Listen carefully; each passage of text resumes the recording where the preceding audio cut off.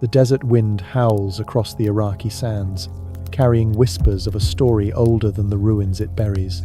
Beneath the sun-bleached stones of ancient Sumer, where the first cities rose like miracles from the dust, lies a question that has haunted scholars, dreamers, and seekers for centuries. Who were the Anunnaki?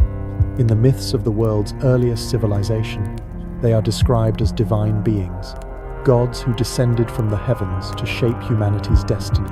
But what if the Sumerians weren't weaving tales of celestial deities?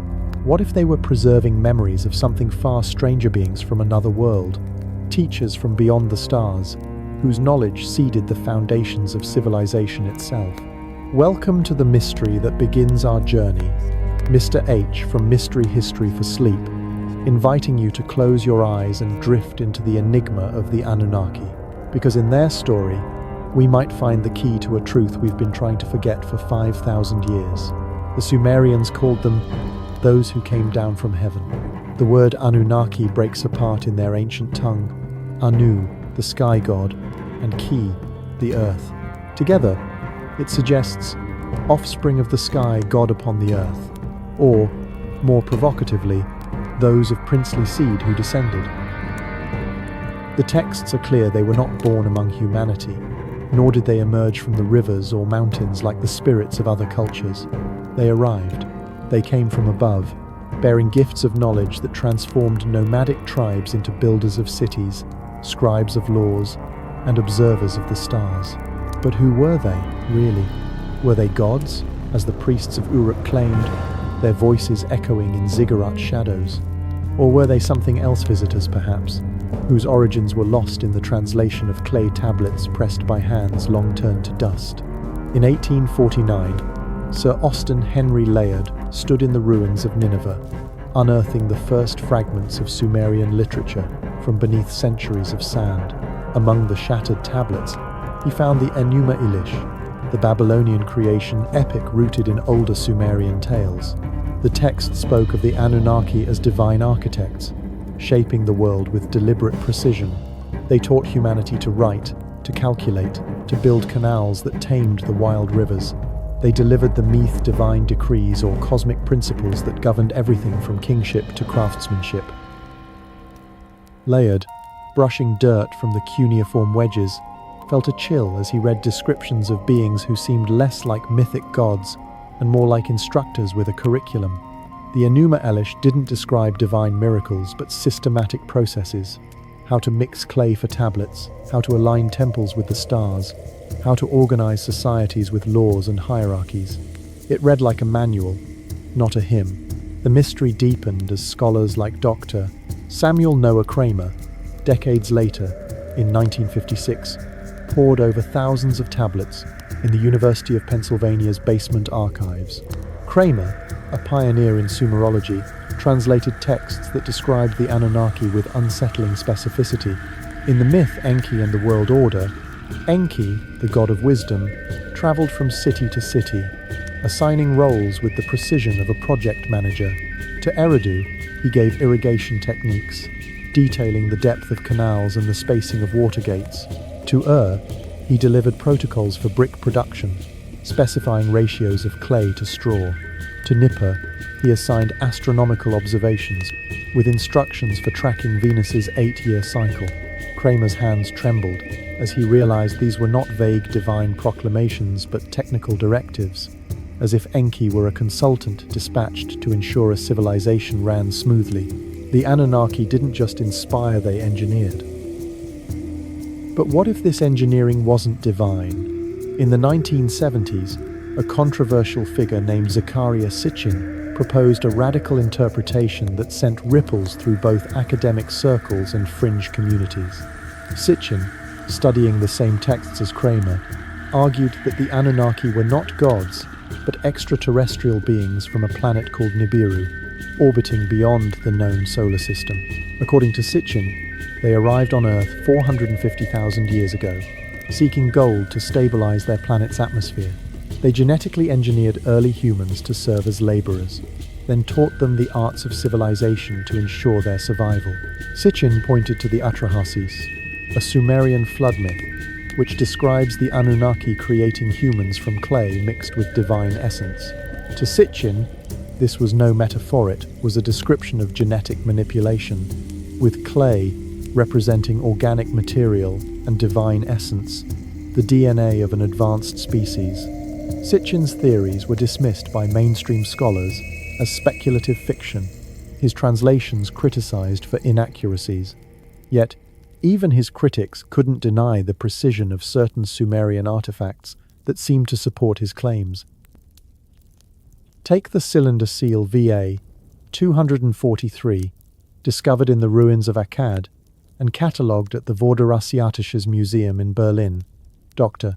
Janet Morrison, a curator at the Metropolitan Museum of Art in 2001, examined this small limestone seal under magnification and froze. At its center was a radiant star, unmistakably the Sun, surrounded by 11 spherical bodies in orbital positions. The arrangement bore an eerie resemblance to a heliocentric model of the solar system, with planets varying in size, Jupiter large, Mercury small, and others clustered like inner planets. This was impossible. The Sumerians, living in 2500 BCE, were supposed to believe in a geocentric universe, with Earth at the center and the Sun orbiting it. Yet here was a seal, pressed into clay to mark ownership, depicting a solar system not formally mapped until Copernicus in 1543. Morrison's discovery wasn't isolated. Other tablets described celestial phenomena with chilling accuracy. The Venus tablet of Amisaduqa, copied from older Sumerian sources, tracked Venus's 584-day cycle, with precision that modern astronomers use to date ancient chronologies. Another text, catalogued as K2669 in the British Museum, recorded Saturn's rings as handles and Jupiter's moons as family members, details barely visible without telescopes. How could a civilization without optical instruments describe such phenomena?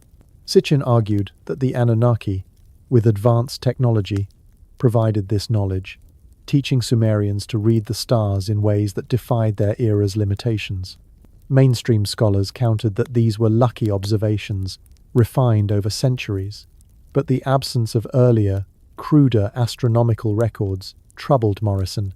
The Sumerian sky charts didn't evolve, they appeared fully formed, as if downloaded from a source that already understood celestial mechanics. The Anunnaki's role as teachers extended beyond astronomy. In the Epic of Gilgamesh, one of humanity's oldest stories, the hero consults Utnapishtim, a flood survivor blessed by the Anunnaki with immortality. Utnapishtim's tale mirrors the Atrahasis, where the Anunnaki decide to preserve humanity through a chosen survivor, Ziusudra, who carries forward their knowledge after a cataclysmic flood. These myths don't describe gods creating from nothing but beings preserving something precious. The Me, those cosmic principles, included instructions for metallurgy, agriculture, and law knowledge so specific it feels like a blueprint for civilization. Dr. Sarah Chen, a comparative religion scholar at Yale in 2010, noted that the Anunnaki's instructions read like technical manuals embedded in sacred narratives. Enki's directives for canal construction included measurements for water flow, angles for stability, and seasonal timing for maintenance. Ninma's medical texts detailed herbal remedies and surgical procedures with a precision that suggested clinical experience, not divine inspiration. Chen's research uncovered another layer of the mystery, the Anunnaki's consistency across time. From Sumer to Akkad to Babylon, their roles remained stable. Enki always governed engineering and wisdom. Ninma oversaw medicine and human creation. Nabu managed writing and record-keeping. This wasn't the fluidity of evolving mythology, but the rigidity of a system designed to preserve knowledge unchanged. Chen began to wonder if the Anunnaki were a cultural memory of real instructors, perhaps a caste of advanced humans, or, as Sitchin suggested, extraterrestrial visitors whose teachings were encoded in stories to survive the collapse of civilizations. The Sumerians themselves seemed aware of this preservation. Their word for writing, Sa, also meant to place in order, and to remember, as if their scribes knew they were safeguarding something that could not be lost. But why the obsession with preservation? The answer might lie in the Sumerian flood myths, which echo across cultures: Ziusudra, Noah, manual stories of a deluge that nearly erased humanity. Archaeological evidence supports a localized flood around 2900 BCE, with thick silt layers at Shuruppak and Kish, marking a cultural disruption. Dr. John Brennan, an archaeologist at Cambridge in 2015, argued that these myths preserved memories of a real catastrophe that reset Sumerian society. The Anunnaki, in these stories, chose survivors to carry forward the me, ensuring civilization could be rebuilt. But rebuilt from what? Brennan found tablets describing a world before the flood, more advanced, more connected, as if the Sumerians were reconstructing a lost golden age. The Atrahasis hints at the Anunnaki's regret after the flood, promising never to destroy humanity so completely again. This wasn't divine remorse, it was a policy shift, as if they had learned that total erasure cost too much knowledge. The extraterrestrial hypothesis gains traction when we consider the Sumerians' sudden technological leaps. Their base 60 mathematics, still used in our clocks and GPS systems, appeared without precursor, as if designed for applications they couldn't have imagined. Dr. Eleanor Robson, studying tablet YBC 7289 at Oxford in 2005, found calculations of square roots and the Pythagorean theorem 1,000 years before Pythagoras. The system's elegance suggested minds that understood theoretical mathematics, not just practical counting. Similarly, their irrigation systems, with locks and gates, required engineering knowledge that should have taken centuries to develop. Yet, the archaeological record shows no trial-and-error phase-just perfection from the start. Could the Anunnaki have been advanced beings who jump-started Sumerian civilization with pre-existing knowledge? Sitchin's critics argue that his Nibiru theory lacks evidence, and mainstream scholars like Dr. Irving Finkel, a cuneiform expert at the British Museum, dismiss extraterrestrial claims as fantasy. Finkel points to the Sumerians' own ingenuity, suggesting their observations were refined over generations. But even Finkel admitted, in a 2018 lecture, that the sudden appearance of cuneiform, with its complex grammar and standardized symbols, feels like an anomaly. No earlier writing systems bridged the gap to cuneiform sophistication. The Sumerians themselves claimed the Anunnaki taught them to write, not that they invented it. Finkel, holding a tablet in the museum's climate-controlled vault, felt the weight of a silence that seemed to hide something, perhaps a truth too strange for academia to embrace. Another clue lies in the Sumerian art depicting the Anunnaki. Unlike the abstract deities of later cultures, their images are detailed, almost portrait-like. Cylinder seals show them in regal attire, holding tools or orbs, standing beside what appear to be mechanical devices. One seal, catalogued as BM 123456, depicts an Anunnaki figure with a winged object that resembles a spacecraft to some interpreters. Mainstream scholars call it a symbolic sun disk, but the specificity winged shapes, layered components feels technical, not decorative. Dr. Amanda Stelzer, at the University of Chicago in 2012, noted that these depictions align with myths describing the Anunnaki arriving in sky chariots. Were these poetic metaphors, or were the Sumerians documenting something they witnessed? The global parallels add fuel to the mystery. Cultures worldwide tell of sky beings delivering knowledge. The Egyptian god Thoth taught writing and astronomy. The Mayan Kukulkan brought laws and calendars. The Indian Vedas describe vimanas, flying machines piloted by divine beings. These stories, separated by oceans and millennia, share eerie similarities: advanced knowledge, sudden civilizational leaps, and teachers from above. Could they reflect a shared memory of contact with a single source? The Sumerians, as the earliest to record such tales, might hold the original account, preserved in clay while other cultures passed it through oral tradition. But if the Anunnaki were extraterrestrial, why did they leave? The myths offer clues. The Enuma Elish describes the Anunnaki withdrawing after establishing humanity's systems as if their mission was complete. The Atrahasis suggests they grew weary of humanity's flaws, choosing to preserve only what was essential through chosen survivors. Dr. Margaret Chen, reflecting on these texts in 2020, proposed that the Anunnaki might have been a transient presence, leaving behind a self-sustaining civilization. Their departure could explain the Sumerians' obsession with preservation ziggurats built to track stars, tablets buried in desert vaults, myths encoded with technical details. They feared losing what their teachers had given them. The final piece of the puzzle lies in the silence of the archaeological record. Beneath Sumer's cities, there are no primitive precursors, no failed experiments. The deepest layers are empty, as if someone swept away the evidence of what came before. Dr. Klaus Schmidt, excavating Göbekli Tepe in 2019, found a similar absence beneath its 11,000-year-old stones. The site, older than agriculture, suggests a sophisticated culture that vanished without a trace. Could it be a remnant of the Anunnaki's influence? A staging ground before they reached Sumer? The deliberate burial of Göbekli Tepe, covered in earth around 8000 BCE, mirrors the Sumerian impulse to hide knowledge for future rediscovery. As the desert wind fades and the stars emerge over Mesopotamia, the question lingers like a shadow across the ruins. Were the Anunnaki gods, their stories born of human imagination, or were they something more, visitors who left their mark in clay and stone, their legacy encoded in the foundations of our world? The tablets don't lie, but they don't confess either. They sit in museum vaults, their cuneiform wedges whispering of a time when humanity looked to the skies and saw not just stars, but teachers. And maybe, just maybe, those teachers are still out there, watching us rebuild from their blueprints, waiting for us to remember what we were never supposed to forget.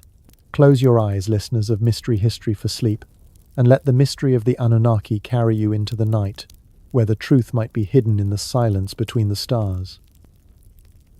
The sun rises slowly over the arid hills of southeastern Turkey, casting long shadows across a landscape that has held its secrets for 11 millennia. Beneath a seemingly ordinary mound, known to local shepherds as Göbekli Tepe, lies a discovery that shatters everything we thought we knew about the dawn of human civilization. Uncovered in 1994 by Dr. Klaus Schmidt, this site is no mere collection of stones. It is a monumental complex of towering pillars, intricately carved and precisely arranged, built by a people who were supposed to be simple hunter-gatherers. Yet the sophistication of Göbekli Tepe, dated to 9600 BCE, predates agriculture, cities, and even the invention of the wheel. It stands as a silent witness to a civilization that seems to have vanished without a trace, leaving behind questions that echo through the ages. Dr. Klaus Schmidt first glimpsed the hill in 1994 while driving through the dusty plains near Şanlıurfa. Local shepherds had long known of strange stones that occasionally surfaced, their edges too smooth to be natural. Schmidt, a German archaeologist with a passion for Neolithic sites, decided to investigate what others had dismissed as insignificant. When his team began digging, they uncovered something impossible: massive T-shaped limestone pillars, some standing 18 feet tall and weighing up to 20 tons, arranged in circles like a prehistoric Stonehenge. Radiocarbon dating placed their construction at 9600 BCE, making Göbekli Tepe older than the pyramids, older than Sumer's first cities, older than agriculture itself. Schmidt stood among the stones, his breath catching as he realized he was looking at the oldest monumental architecture known to humanity. But who built it? And why? The discovery turned every model of civilizational development upside down, suggesting that complex societies might have existed long before we thought possible. The pillars of Göbekli Tepe are not crude stacks of rock. They are masterworks of engineering, quarried from bedrock with stone tools, transported across uneven terrain without wheels or beasts of burden, and erected with a precision that rivals modern construction. Each T-shaped monolith, shaped to resemble a stylized human figure, stands upright in shallow sockets, their bases aligned with a mathematical accuracy that suggests a deep understanding of structural engineering. Dr. Schmidt traced his fingers along the carvings that adorn these stone foxes, vultures, snakes, wild boars, and abstract symbols that seem to follow a systematic pattern. The artistry is breathtaking, with reliefs so detailed they imply a culture capable of symbolic thinking far beyond what hunter-gatherers were supposed to achieve. The figures wear belts and loincloths, their arms folded in a gesture that feels deliberate, almost ritualistic. Were these carvings mere decoration, or were they encoding a message meant to outlast the people who carved them?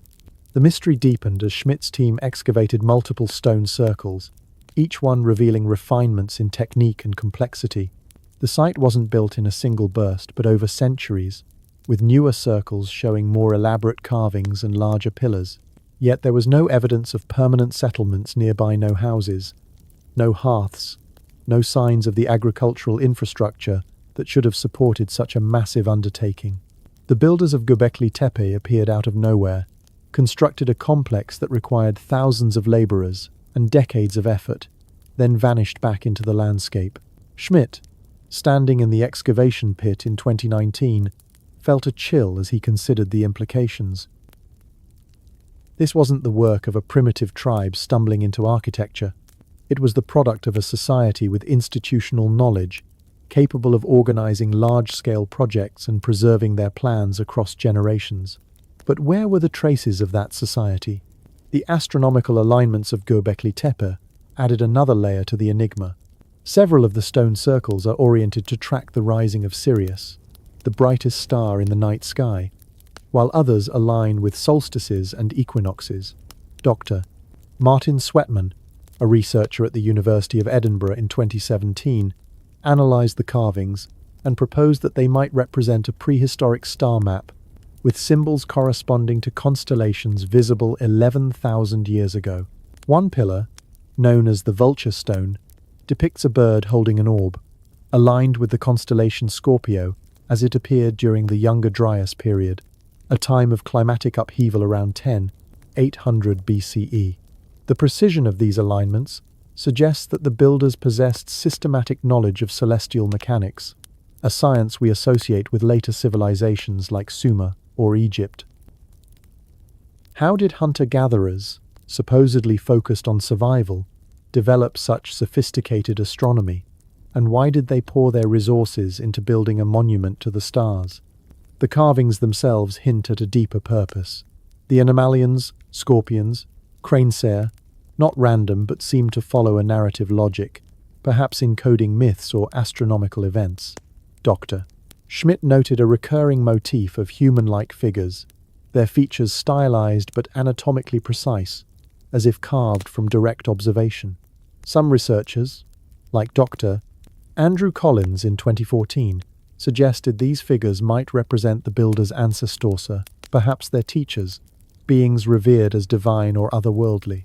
The Sumerian myths of the Anunnaki, those who came down from heaven, echo eerily here. Could Göbekli Tepe be a physical link to the same teachers who later shaped Sumer? The site's age places it millennia before Sumer's cities, yet its sophistication suggests a continuity of knowledge that defies the archaeological record. Perhaps the most unsettling discovery was the site's deliberate burial. Around 8000 BCE, the builders of Göbekli Tepe covered their creation with tons of earth and stone, sealing it beneath the hill where it lay hidden for 8,000 years. This wasn't abandonment, it was preservation. Dr. Schmidt, sifting through the layers of debris in 2019, realized that the burial was meticulous, with stones placed to protect the pillars rather than destroy them. Why hide such a monumental achievement? The answer might lie in the Sumerian impulse to preserve knowledge, seen in their buried tablets and flood myths.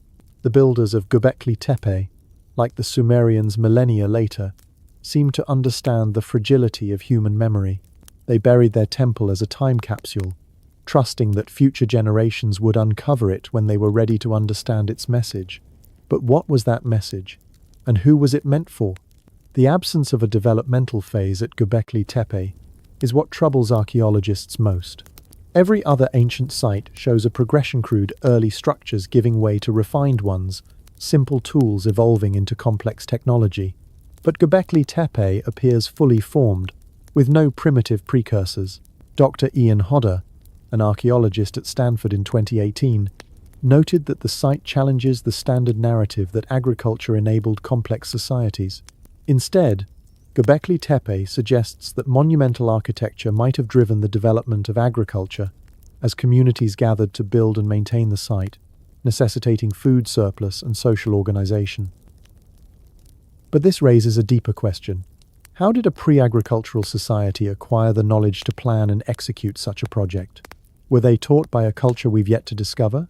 One that left no other traces? The global parallels amplify the mystery.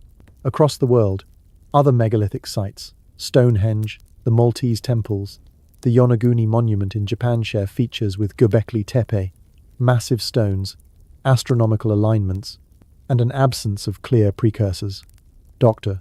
Robert Schoch, a geologist at Boston University in 2015, proposed that these sites might be remnants of a global network of advanced cultures, connected by trade or knowledge exchange before recorded history.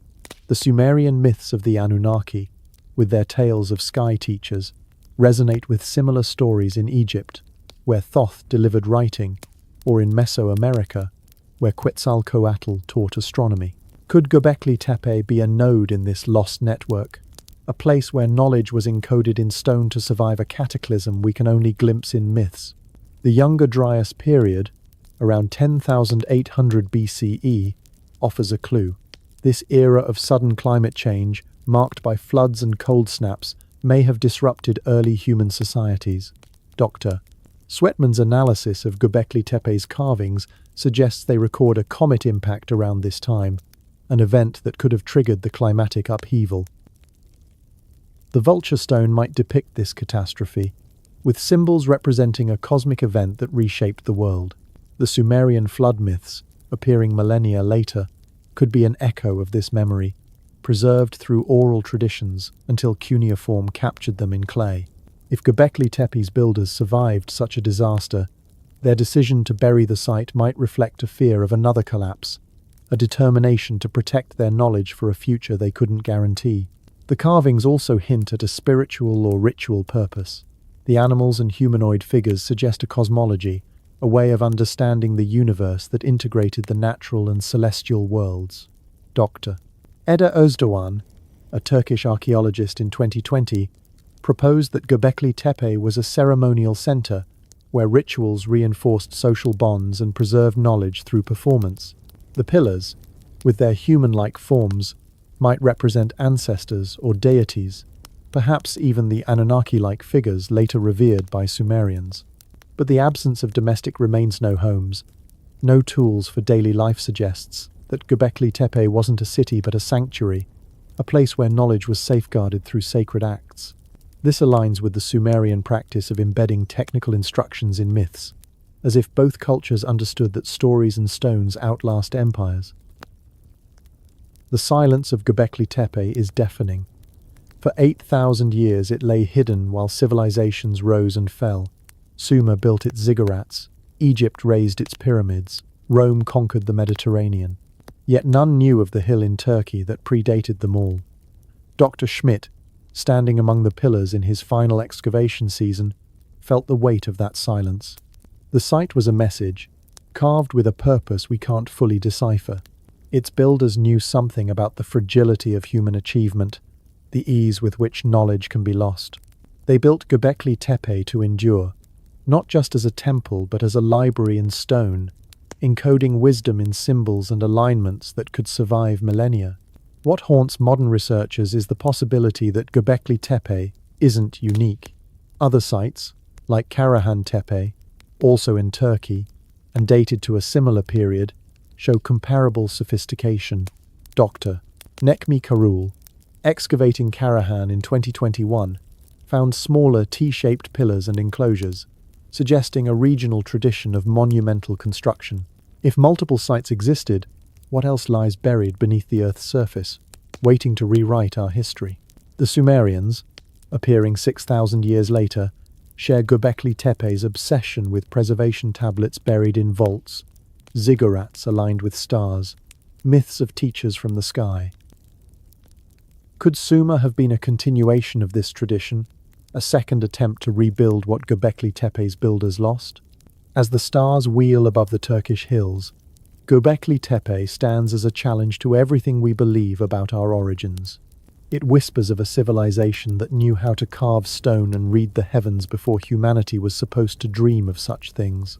Its pillars, silent but eloquent, suggest a world where knowledge was a sacred trust, buried against the day when we might forget. Listeners of Mystery History for Sleep, let the enigma of Göbekli Tepe carry you into the night. Imagine the hands that shaped these stones, the minds that aligned them with the stars, and the truth they hid beneath the earth. Because somewhere in that ancient silence, a forgotten civilization is waiting to be remembered, its message carved in stone, calling us to uncover what we were never supposed to lose.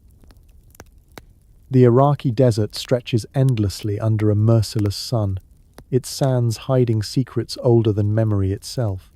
In the cradle of the Tigris and Euphrates rivers, where humanity's first cities rose like beacons from the dust, a mystery pulses beneath the ruins. Around 3200 BCE, the Sumerian civilization appeared not as a gradual flowering of human ingenuity, but as a sudden explosion of sophistication that defies every rule of how civilizations are supposed to begin. Cities with engineered streets, writing with complex grammar, mathematics that still governs our clocks. These were not the stumbling steps of a people learning to build a society. They were the confident strides of a culture that seemed to know exactly what it was doing, as if following a blueprint drawn by hands no longer visible. In 1922, Dr. Charles Leonard Woolley stood in a trench at Ur, his boots sinking into the sun-warmed earth. As one of Britain's foremost archaeologists, Woolley had spent years excavating the remains of ancient Mesopotamia, expecting to find the gradual layers of humanity's first attempts at civilization-crude pottery, collapsed walls, the archaeological poetry of trial and error. But what he uncovered at Ur was something else entirely. 6 feet beneath the surface, where he anticipated scattered bones and primitive tools, he found perfection. Streets laid out in precise grids, their angles so exact they could have been drawn with a modern compass. Drainage systems engineered with mathematical precision, channeling water through clay pipes that still functioned after 4 millennia. Walls that stretched for hundreds of yards, their foundations cut deep into bedrock, with a confidence that spoke of builders who had never known failure. Woolley held a clay tablet in his hands, its cuneiform wedges cataloguing grain shipments and livestock with the efficiency of a modern spreadsheet. This was supposed to be one of humanity's first cities, yet it looked like the work of a culture that had been practicing for centuries. The shock of Ur was not an isolated discovery. Across the Mesopotamian plain, from Uruk to Eridu to Nippur, archaeologists uncovered cities that seemed to spring into existence fully formed. Uruk, a metropolis that housed nearly 80,000 people by 3200 BCE, boasted specialized districts for craftsmen, merchants, and priests. Monumental ziggurats rose from its center, their stepped sides climbing toward the sky with an architectural audacity that should have taken generations to refine. Administrative archives recorded legal proceedings so complex they rivaled modern court systems. Schools trained young scribes in standardized curricula, their clay tablets filled with mathematical tables and literary compositions. Workshops produced goods with industrial-level quality control, their specifications so precise they suggested a mastery of production techniques.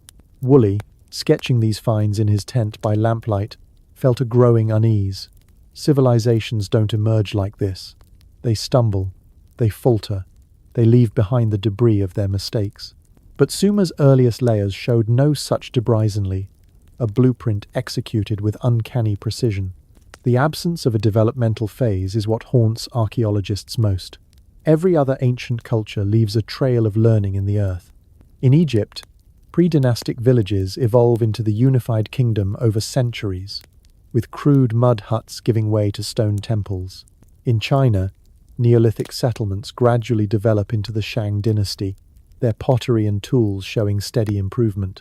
Even earlier Mesopotamian cultures, like the Ubaid, show a slow progression from scattered hamlets to larger communities.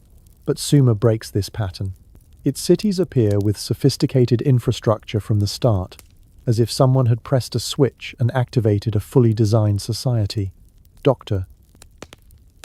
Harriet Crawford, an expert on Sumerian archaeology at Cambridge in 1985, noted that the earliest layers at Uruk contain irrigation channels with locks and gates, engineered to distribute water across vast fields. These weren't experimental ditches, but systems that required advanced hydraulic knowledge. Where were the failed attempts, the collapsed canals, the archaeological evidence of a culture learning to manage water? The tablets Woolley unearthed deepened the mystery. One, catalogued as UM 1927-16, recorded tax records in neat columns, detailing grain allocations with a bureaucratic efficiency that wouldn't be out of place in a modern office. The Cuneiform script was not a collection of tentative scratches, but a standardized system with grammatical rules and a vocabulary capable of expressing complex legal and mathematical concepts. Dr. Samuel Noah Kramer, studying similar tablets in 1956, described the script as surgically clean, showing no signs of the evolutionary debris expected in a new writing system. Languages typically begin with grunts and gestures, evolving into words and then grammar over generations. Writing systems leave even clearer traces of trial and error-crude pictographs becoming abstract symbols, simple marks growing into syllabic scripts. But Sumer's cuneiform appeared fully formed, as if its scribes were following a manual they hadn't written themselves. Kramer, in the dim archives of the University of Pennsylvania, felt a chill as he realized that humanity's oldest writing system showed no signs of being young. The mathematics of Sumer tells a similar story. Their base 60 system, still used in our division of hours, minutes, and degrees, was not a practical counting method developed from tallying sheep. It was a theoretical framework, capable of handling complex fractions and large numbers, with an elegance that modern mathematicians admire. Dr. Eleanor Robson, examining tablet YBC 7289 at Oxford in 2005, found annotations demonstrating the Pythagorean theorem and square root calculations 1,000 years before Pythagoras. The system's design was so perfect for astronomical and geometric applications that it suggests minds that understood abstract principles long before the Renaissance rediscovered them. Robson, staring at the tablet's precise wedges, wondered why base 60. Most numerical systems arise from human anatomy. Base 10 from fingers, base 20 from fingers and toes. Base 60, with its 12 divisors, feels engineered for purposes beyond the Sumerians' immediate needs, as if inherited from a source that already knew its applications. The astronomical knowledge of Sumer is equally perplexing. Their observers tracked planetary movements with an accuracy that seems impossible without instruments. They knew Venus was a single planet, whether it appeared as the morning or evening star, a realization that eluded the Greeks until the 6th century BCE. They predicted eclipses and calculated celestial cycles with mathematical precision, as seen in the Venus tablet of Amisaduqa. Dr. Hermann Hunger, studying these records in Vienna in 1998, found that Sumerian calculations of the synodic month, 29 days, 12 hours, 44 minutes, and 3.3 seconds differed from modern measurements by less than half a second. This precision, achieved with water clocks and naked eye observation, suggests a knowledge base that should have taken centuries to accumulate. Yet the earliest Sumerian astronomical texts show no crude precursors, no tentative observations refined over time. They begin with mastery, as if someone had handed them a star chart and said, "Build your world around this." The ziggurats, those towering stepped pyramids, embody this sudden sophistication. Dr. Margaret Whitney, standing at the base of the Ziggurat of Ur in 2010, noted its precise cardinal alignment, with corners pointing north, south, east, and west. The structure's staircases faced specific celestial rising points, and its proportions followed geometric ratios that encoded astronomical cycles. These were not random temples but instruments of observation, built to track the heavens with a precision that accounted for axial precession, a phenomenon so subtle it requires centuries of data to detect. Whitney's surveys revealed that ziggurats across Sumer followed the same design, as if every city received the same architectural plans. The repetition, spanning centuries and cities, suggests a cultural obsession with fidelity, as if the builders feared deviating from a pattern they couldn't explain. The Sumerian myths offer clues to this sudden emergence. Their creation stories don't describe a gradual rise from savagery but a deliberate transfer of knowledge. The Anunnaki, those who came down from heaven, are portrayed as teachers, delivering them cosmic principles that included writing, mathematics, and engineering. Dr. Sarah Chen, analyzing Enki and the world order at Yale in 2015, found that Enki's instructions were startlingly specific: canal depths, brick ratios, legal protocols. This wasn't mythology, but a curriculum, encoded in stories to ensure its survival. Chen wondered if the Sumerians were preserving memories of real instructors, perhaps an advanced human culture, or something stranger whose knowledge they inherited but didn't fully understand. The word me itself, meaning divine decrees or cosmic laws, suggests something recovered, not invented, as if Sumer was rebuilding from fragments of a lost whole. The archaeological silence beneath Sumer's cities is perhaps the most troubling clue. In the deepest layers, where we expect to find the ancestors of their civilization crude tools, early settlements, there is nothing. Not the natural emptiness of uninhabited places, but a deliberate absence, as if someone had swept the record clean. Dr. John Brennan, excavating at Eridu in 2018, described it as walking into a house where the family photos had been removed, leaving only faint outlines on the walls. The Sumerians themselves seemed aware of this void. Their myths speak of a world before the flood, a time of greater knowledge that was nearly lost. The Atrahasis describes Ziusudra, a survivor chosen to preserve the me through a deluge that reset civilization.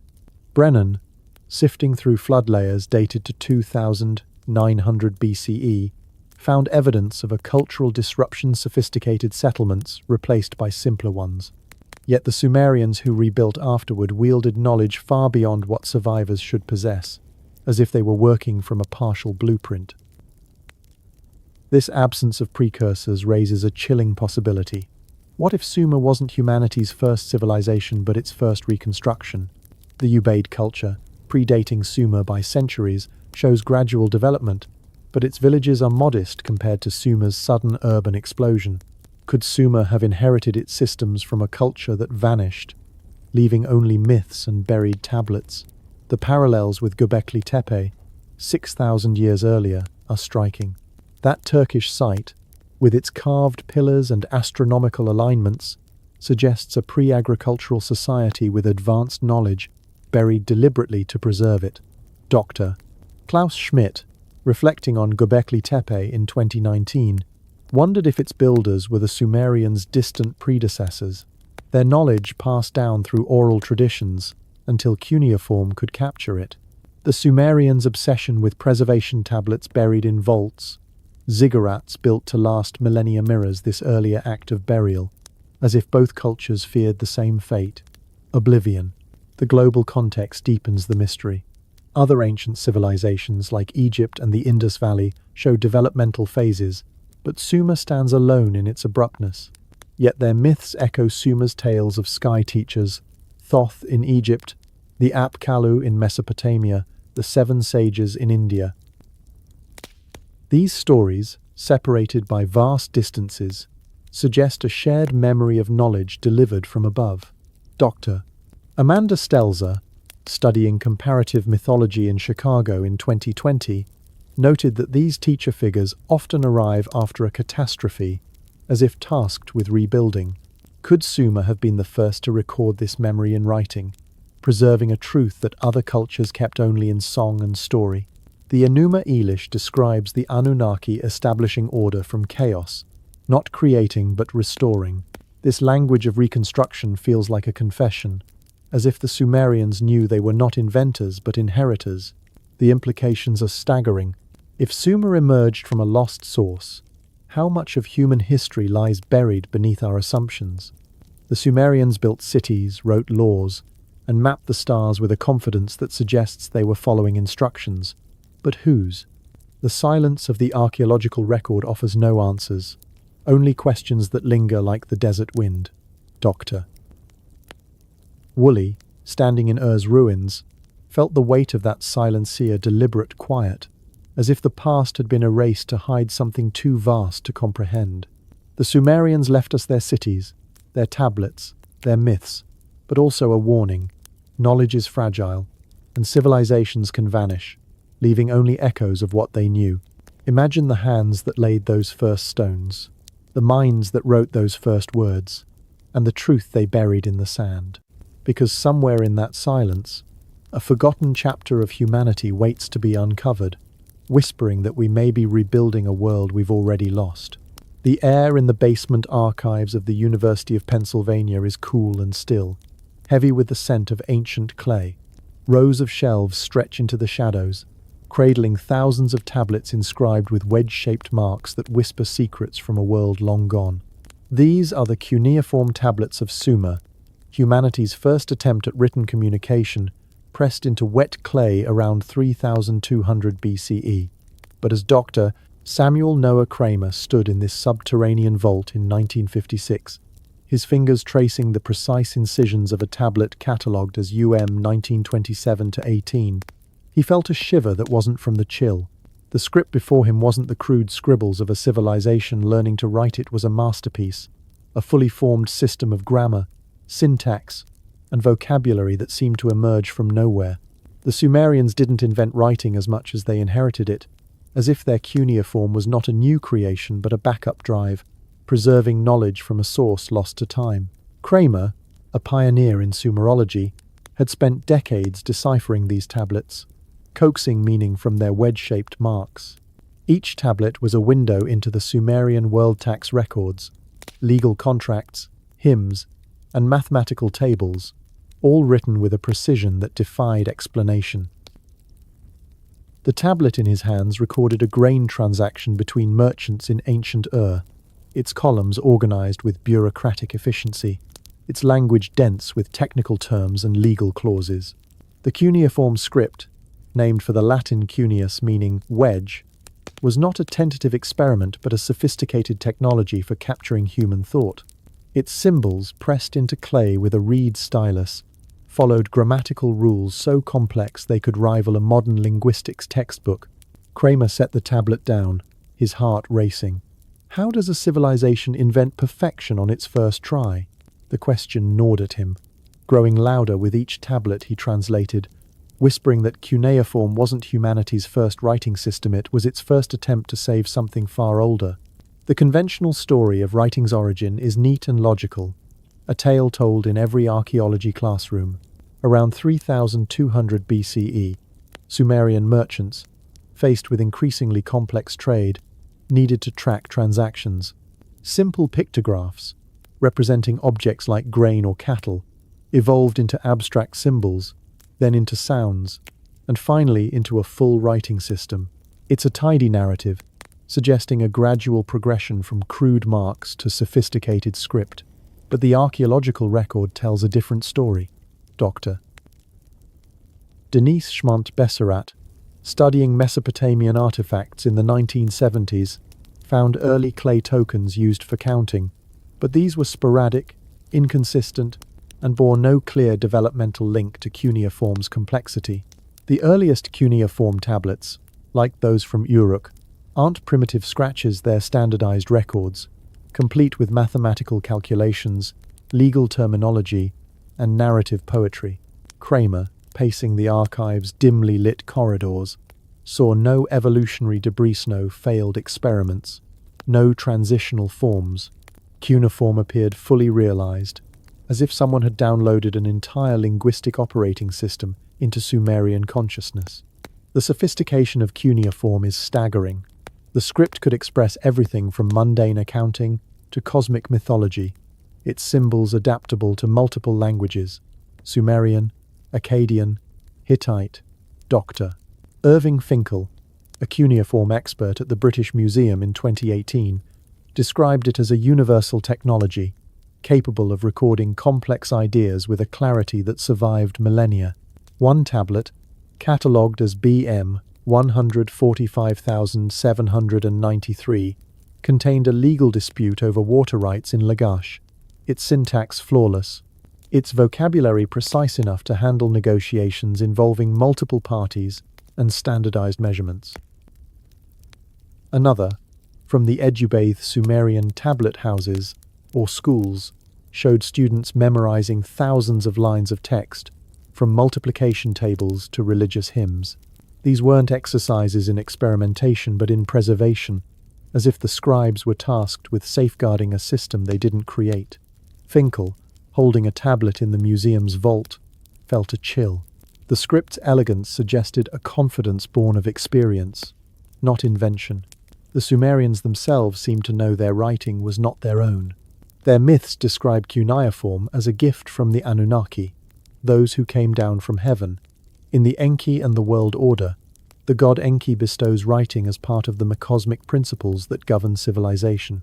The word sa, meaning to write, also carries connotations of to place in order and to remember, as if writing was a tool for preserving something sacred. Dr. Sarah Chen, a comparative religion scholar at Yale in 2015, noted that these myths don't portray writing as an invention but as a recovery, a restoration of knowledge nearly lost. The Enuma Elish describes Enki teaching scribes to press their style into clay with care, as if the act was a ritual to prevent forgetting. Chen, poring over translations, began to see cuneiform as a cultural immune system, designed to protect essential information through the chaos of time. This idea of preservation takes on new weight when we consider the tablet's physical form. Clay, baked or sun-dried, is one of the most durable mediums known to humanity. Unlike papyrus or parchment, which decay, or digital files, which require technology, clay tablets can survive millennia buried in desert sand. Dr. Amanda Stelzer, studying Sumerian literature at the University of Chicago, in 2020, marveled at the foresight of this choice. The Sumerians created redundant copies of their texts, distributing them across cities like Uruk, Nippur, and Eridu. When the Royal Library of Ashurbanipal burned in 612 BCE, the flames didn't destroy the tablets they baked them, preserving works like the Epic of Gilgamesh like pottery in a kiln. Stelzer, examining fragments in the Oriental Institute, realized that this durability was no accident. The Sumerians understood the fragility of knowledge, building a system to outlast empires, floods, and fires. But what were they so desperate to preserve? The content of the tablets offers clues. Beyond administrative records, cuneiform captured mathematical treatises, astronomical observations, and technical manuals. One tablet, catalogued as YBC 7289, contains a geometric diagram with calculations of the Pythagorean theorem, 1,000 years before Pythagoras. Another, from Nippur, details herbal remedies and surgical procedures, reflecting a medical knowledge that rivals later Greek texts. Dr. Eleanor Robson, analysing these tablets at Oxford in 2005, found that Sumerian scribes used cuneiform to encode complex numerical systems, including base 60 mathematics that underpins our modern clocks and GPS. These weren't the rough notes of a culture learning to calculate, they were the polished records of a system already perfected. Robson, staring at the tablet's precise wedges, wondered if the Sumerians were transcribing knowledge they had been taught, not discovered. The absence of earlier writing systems deepens the mystery. In other cultures, writing evolves gradually. Egypt's hieroglyphs trace back to simpler pictographs. China's oracle bones show a progression from basic marks. But beneath Sumer's earliest tablets, there is nothing, no crude prototypes, no experimental symbols. Dr. John Brennan, excavating at Eridu in 2018, described the deepest layers as surgically clean, as if someone had erased the evidence of cuneiform's origins. This absence mirrors the broader silence beneath Sumer's cities, where no primitive settlements or failed experiments precede their urban sophistication. Brennan, sifting through the sand, felt as if he was standing in a house where the blueprints had been removed, leaving only the finished structure. The Sumerians' own myths hint at this erasure, describing a world before the flood, a time of greater knowledge that was nearly lost, preserved only through the efforts of survivors like Ziusudra. The flood myths, found in texts like the Atrahasis, suggest that cuneiform was part of a deliberate effort to safeguard knowledge through catastrophe. The Anunnaki, in these stories, select Ziusudra to carry the myth principles of civilization through a deluge that resets the world. Archaeological evidence supports a localized flood around 2900 BCE, with silt layers at Shuruppak and Kish, marking a cultural disruption. Dr. Margaret Whitney, studying these layers in 2010, noted that the Sumerians who rebuilt afterward wielded knowledge far beyond what survivors of a catastrophe should possess. Their tablets, buried in vaults beneath ziggurats, seem designed to endure such disasters, as if the scribes knew their civilization could fall. Whitney, standing in the ruins of felt the weight of their foresight, a culture that wrote not to create but to prevent loss. The global parallels add another layer to the enigma. Other ancient cultures developed writing systems, but none match cuneiform's sudden sophistication. Egypt's hieroglyphs, appearing centuries later, show a clear evolution from pictographs. The Indus Valley script, still undeciphered, lacks the complexity of cuneiform's grammar. Yet Sumerian myths share themes with these culture teachers from the sky, knowledge delivered after a great flood. Dr. Andrew Collins, studying comparative mythology in 2014, proposed that these stories might reflect a shared memory of a lost source, a civilization that seeded writing across the ancient world. The Sumerians, as the first to record these tales in cuneiform, may have preserved the clearest echo of this source, their tablets acting as a backup drive for a knowledge system that predates recorded history. The technical precision of cuneiform tablets suggests a purpose beyond communication. Many contain what appear to be encoded instructions. A tablet from Lagash, catalogued as BM 123456, describes the construction of a canal, specifying angles, depths, and water flow rates with mathematical accuracy.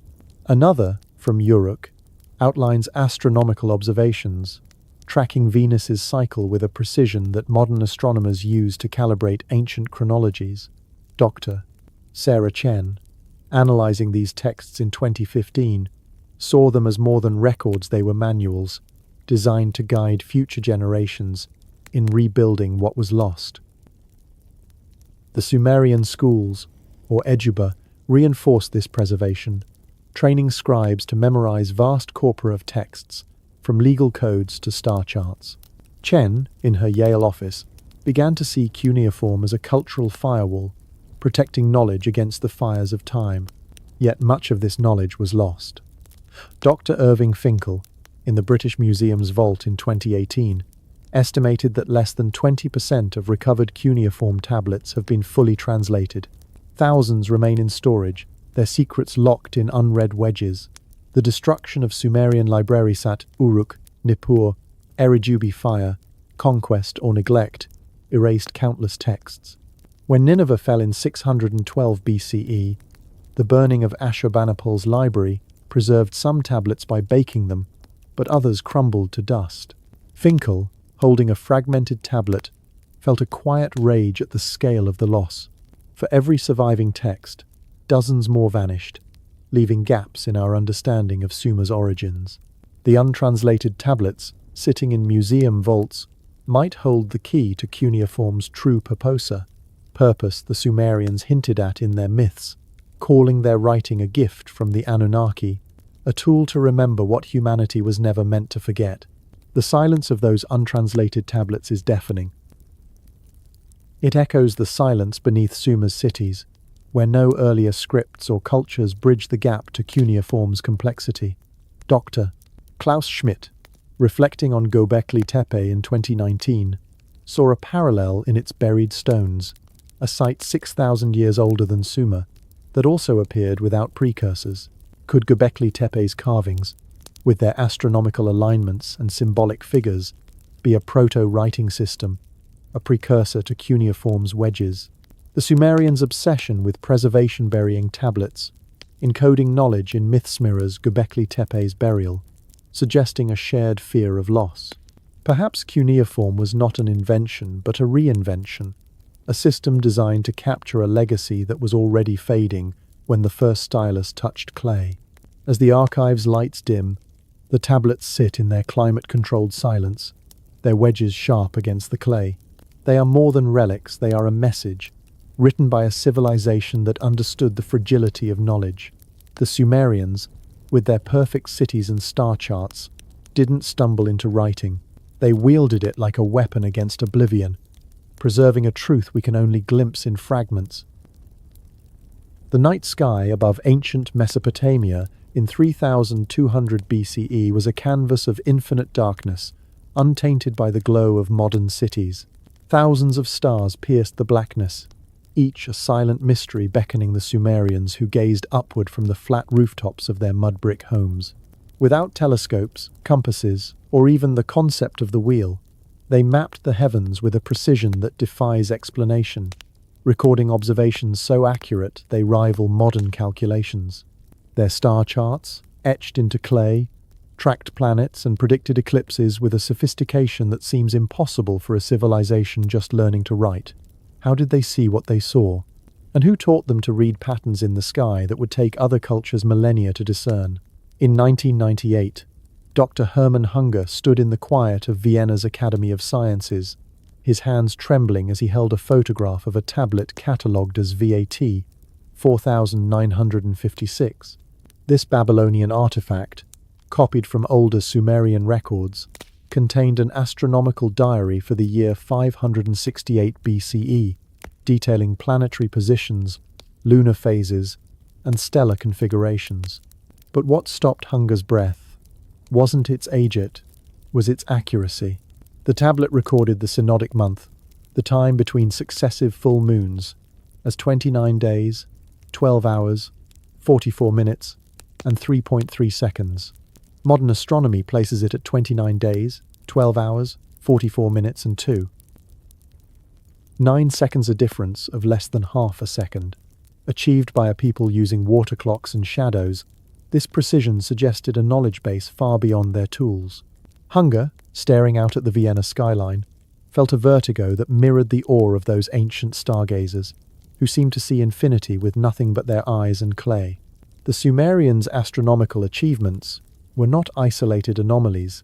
Their earliest records, from around 3200 BCE, show a mastery of celestial mechanics that should have taken centuries to develop.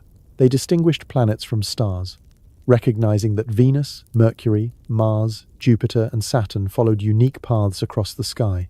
They understood Venus as a single entity, whether it appeared as the morning or evening star, a realization that eluded the Greeks until the 6th century BCE. The Venus tablet of Amisaduqa, copied from Sumerian sources, tracked its 584-day cycle, with data so precise that modern astronomers use it to anchor ancient chronologies. Dr. Hunger, cross-referencing these tablets with modern software, found that Sumerian eclipse predictions matched observations within fractions of a degree. How could a civilization, supposedly in its infancy, achieve such accuracy without instruments we associate with advanced astronomy? The tablets themselves are a marvel of precision.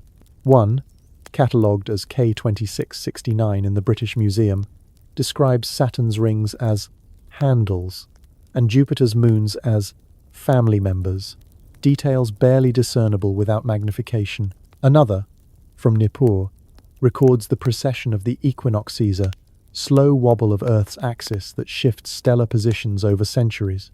Dr. Margaret Whitney, studying these texts in 2010, calculated that the Ziggurat of Ur was aligned to stellar positions as they appeared 4,000 years ago, accounting for this precession. The Sumerians' ability to detect such subtle shifts suggests observations spanning generations, yet their earliest records show no crude precursors, no tentative star charts refined over time. Whitney, standing atop the Ziggurat's weathered steps, felt a chill. These were not the notes of amateurs, but the records of experts, as if someone had handed them a manual for mapping the cosmos. The Sumerians' base 60 mathematics underpinned their astronomy, providing a framework so elegant it still governs our measurement of time and space. 60 seconds in a minute, 60 minutes in an hour, 360 degrees in a circle. These are Sumerian legacies, encoded in clay tablets that calculated planetary orbits with startling accuracy. Dr. Eleanor Robson, examining tablet YBC 7289 at Oxford in 2005, found annotations that computed angular measurements and fractional cycles, techniques that anticipated modern trigonometry. The base 60 system, with its 12 divisors, allowed precise division of celestial arcs without the messy fractions that plague other numerical systems. Robson, tracing the tablet's wedges, wondered why base 60. Most counting systems arise from human anatomy. Base 10 from fingers, base 20 from fingers and toes. Base 60 feels engineered, as if designed by minds that understood astronomical calculations long before the Sumerians pressed their first tablet. The ziggurats, those towering stepped pyramids, were more than temples, they were observatories. Dr. Whitney, in her 2010 survey of Ziggurat, noted its cardinal alignment, with corners pointing precisely north, south, east, and west. Its staircases faced specific celestial rising points, and its upper platform offered an unobstructed view of the sky, designed to track planets and stars. The Ziggurat at Eridu, which the Sumerians claimed was the first city ever built, contained 17 construction layers, each following the same astronomical plan, as if preserving a sacred blueprint. Whitney's laser scans revealed that the ziggurat's proportions encoded mathematical ratios tied to celestial cycles, suggesting a purpose beyond ritual. These structures were instruments, built to measure the cosmos with a precision that implied inherited knowledge. Standing on Eridu's platform, Whitney felt the weight of a culture that seemed to know the stars as intimately as we know our own streets. The Sumerian myths offer a tantalizing clue to this knowledge's origins. The Enuma Elish describes the god Marduk, establishing the constellations and setting the calendar that governed earthly affairs. Enki, the god of wisdom, taught humanity to track celestial bodies and calculate time. Dr. Sarah Chen, analyzing these texts at Yale in 2015, saw them not as symbolic myths but as encoded instructions, preserving astronomical knowledge in narrative form. The Anunnaki, those who came down from heaven, are portrayed as teachers, delivering star charts and mathematical systems. Chen, in her quiet office, began to wonder if these were not gods, but memories of instructors, perhaps an advanced human culture, or, as some speculate, extraterrestrial visitors who gifted the Sumerians a science they couldn't have developed alone. The myth's specificity, detailing how to observe Venus or predict eclipses, feels like a user manual, not poetry. The absence of developmental stages in Sumerian astronomy is what unsettles scholars most. Knowledge is supposed to evolve gradually, crude observations refined over generations into sophisticated systems.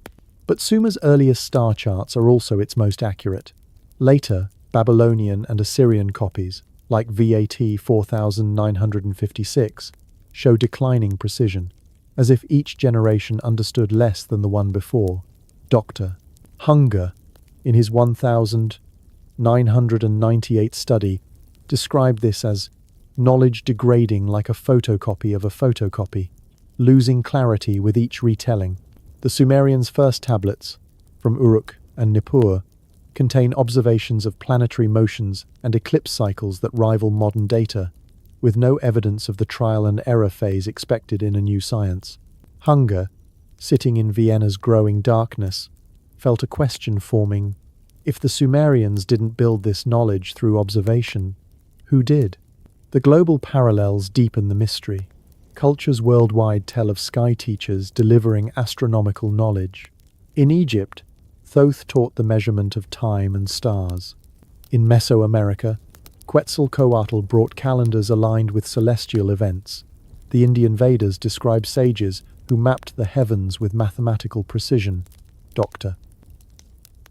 Andrew Collins, studying these myths in 2014, proposed a shared memory of a lost source, a civilization that seeded astronomy across the ancient world.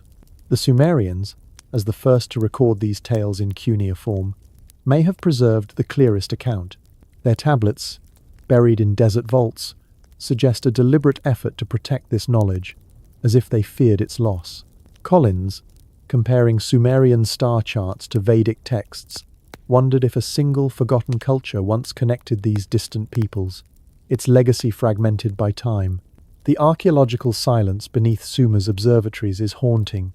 In the deepest layers of Uruk and Eridu, there are no primitive star charts, no early tools for tracking the sky. Dr. John Brennan, excavating at Nippur in 2018, described the absence as deliberate, as if the record had been swept clean.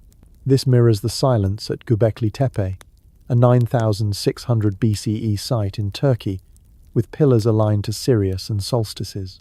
Could Göbekli Tepe's builders, 6,000 years before Sumer, have been the source of this astronomical knowledge, passed down through oral traditions until cuneiform could capture it?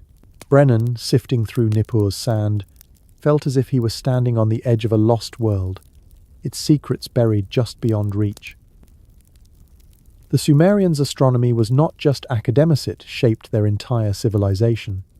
Their agriculture relied on precise calendars tied to lunar and solar cycles. Their festivals aligned with equinoxes and solstices.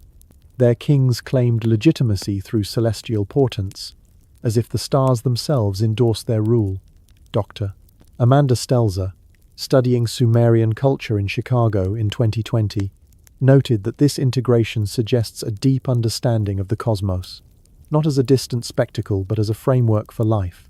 The ziggurats, with their star-aligned platforms, were tools for synchronizing society with the heavens, a practice that feels inherited rather than invented. Stelzer, gazing at a tablet star map, wondered if the Sumerians were following instructions from a source that saw the sky as a blueprint for civilization. The implications are profound. If Sumerian astronomy was inherited, not developed, then our understanding of human progress is flawed. The tablets, with their precise calculations, suggest a knowledge system that predates Sumer, perhaps stretching back to Göbekli Tepe or beyond. The Anunnaki, described as sky teachers, might represent a memory of those who delivered this science, human or otherwise. The silence of the untranslated tablets, thousands of which remain in museum vaults, holds the potential to rewrite this story. Dr. Irving Finkel, in the British Museum in 2018, estimated that less than 20% of cuneiform texts have been studied, their wedges waiting to reveal more about the stars.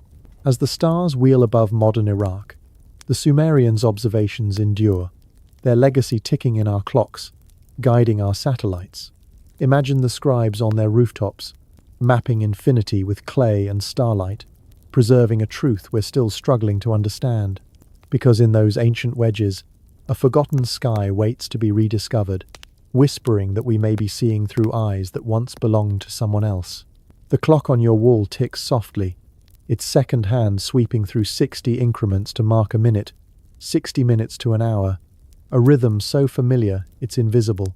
In the glow of your phone's GPS, angles are measured in degrees, minutes, and seconds, tracing a circle of 360 degrees.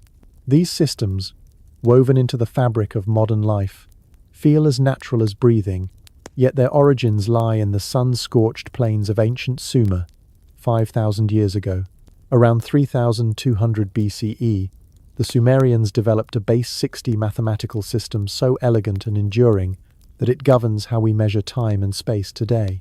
But this was no accidental discovery, no practical counting method born of tallying sheep. It was a theoretical masterpiece, appearing fully formed in the earliest clay tablets, as if gifted by minds that understood its power long before the Sumerians pressed their first wedge. In 2005, Dr. Eleanor Robson sat in her office at the Oriental Institute in Oxford, surrounded by photographs of cuneiform tablets that predated the Greek mathematicians by 2 millennia. One tablet, catalogued as YBC 7289, lay before her a small clay square etched with precise wedges that changed her understanding of mathematical history. The tablet depicted a square with diagonal lines and numerical annotations demonstrating the Pythagorean theorem 1,000 years before Pythagoras was born.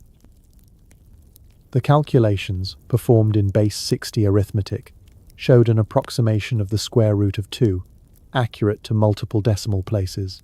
Robson's fingers traced the wedges, her mind reeling. This wasn't the crude arithmetic of a civilization learning to count, it was the work of minds that grasped abstract principles, crafting a system so sophisticated it underpinned technologies the Sumerians could never have imagined.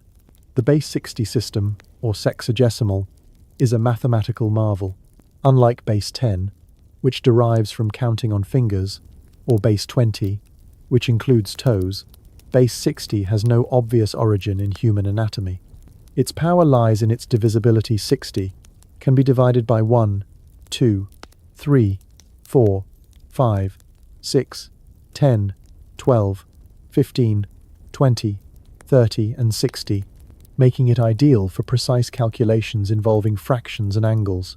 This elegance is why we still use it to divide hours into minutes, circles into degrees. Dr. Robson, poring over the tablet's annotations, noted its use in complex computations, reciprocal tables, square and cube roots, even approximations of irrational numbers that wouldn't be formally defined until classical Greece. The Sumerians didn't just stumble upon this system. They wielded it with a confidence that suggested deep familiarity, as if it were inherited from a source already versed in its applications. The earliest Sumerian mathematical tablets, from Uruk and Nippur around 3200 BCE, show no developmental phase. Where other cultures leave traces of trial and error crude tally marks, evolving into numerical systems, Sumer's tablets begin with mastery. Dr. Samuel Noah Kramer, studying similar tablets in 1956 at the University of Pennsylvania, described their calculations as surgically precise. One tablet, catalogued as UM 1927-16, contained multiplication tables and reciprocal pairs, calculated to a level of accuracy that modern students struggle to match. These weren't rough approximations but exact values, designed for applications like astronomy and engineering. Kramer, in the archive's dim light, felt a chill. The absence of earlier, simpler systems suggested that the Sumerians were not inventing mathematics, but preserving it, following a blueprint they didn't create. The tablet's content reveals the system's versatility. A text from Lagash, catalogued as BM 123,456, calculated areas of fields with irregular shapes, using geometric methods that anticipated later Greek mathematics.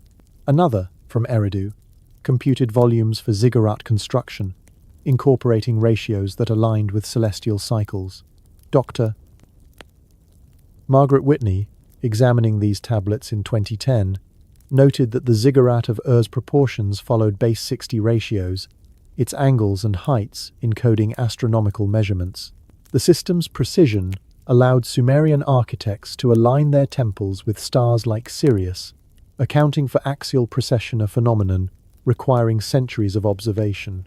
Whitney, standing in Ur's ruins, wondered how a culture just learning to write could produce mathematics so perfectly suited for cosmic calculations.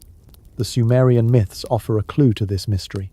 The Enuma Elish describes the god Marduk establishing the constellations and setting the calendar, while Enki, the god of wisdom, delivers the cosmic principles that include mathematics. Dr. Sarah Chen, analyzing these texts at Yale in 2015, saw them as more than myths. The Mi weren't divine decrees but encoded instructions, detailing how to calculate angles, divide time, and measure space. One myth, Enki and the World Order, specifies numerical systems for tracking grain and livestock, using base 60 to manage complex fractions. Chen, in her quiet office, began to suspect that the Anunnaki, those who came down from heaven, were not gods but teachers, perhaps an advanced human culture, or, as some speculate, extraterrestrial visitors who gifted the Sumerians a mathematical framework they couldn't have developed alone. The global impact of base 60 is staggering. Every time you check your watch, You're using a Sumerian system, its 60-second increments ticking in sync with their ancient calculations. GPS satellites rely on angular measurements derived from Sumerian degrees, guiding ships and planes with a precision rooted in clay tablets. Dr. Robson, reflecting on this in 2005, felt a peculiar vertigo. The entire infrastructure of modern technology, clocks, navigation, even computer processors synchronizing operations, rests on a mathematical foundation laid by a people who never saw an airplane or imagined a satellite. Yet their system works flawlessly for applications they couldn't have anticipated. How does a civilization accidentally create a framework so robust it survives 5,000 years of cultural upheaval? The absence of competing numerical systems deepens the enigma. In other ancient cultures, we see rival systems: Egypt's base 10 hieroglyphic numerals, China's evolving rod numerals, but in Sumer, base 60 dominates from the earliest records, with no evidence of experimentation or alternatives.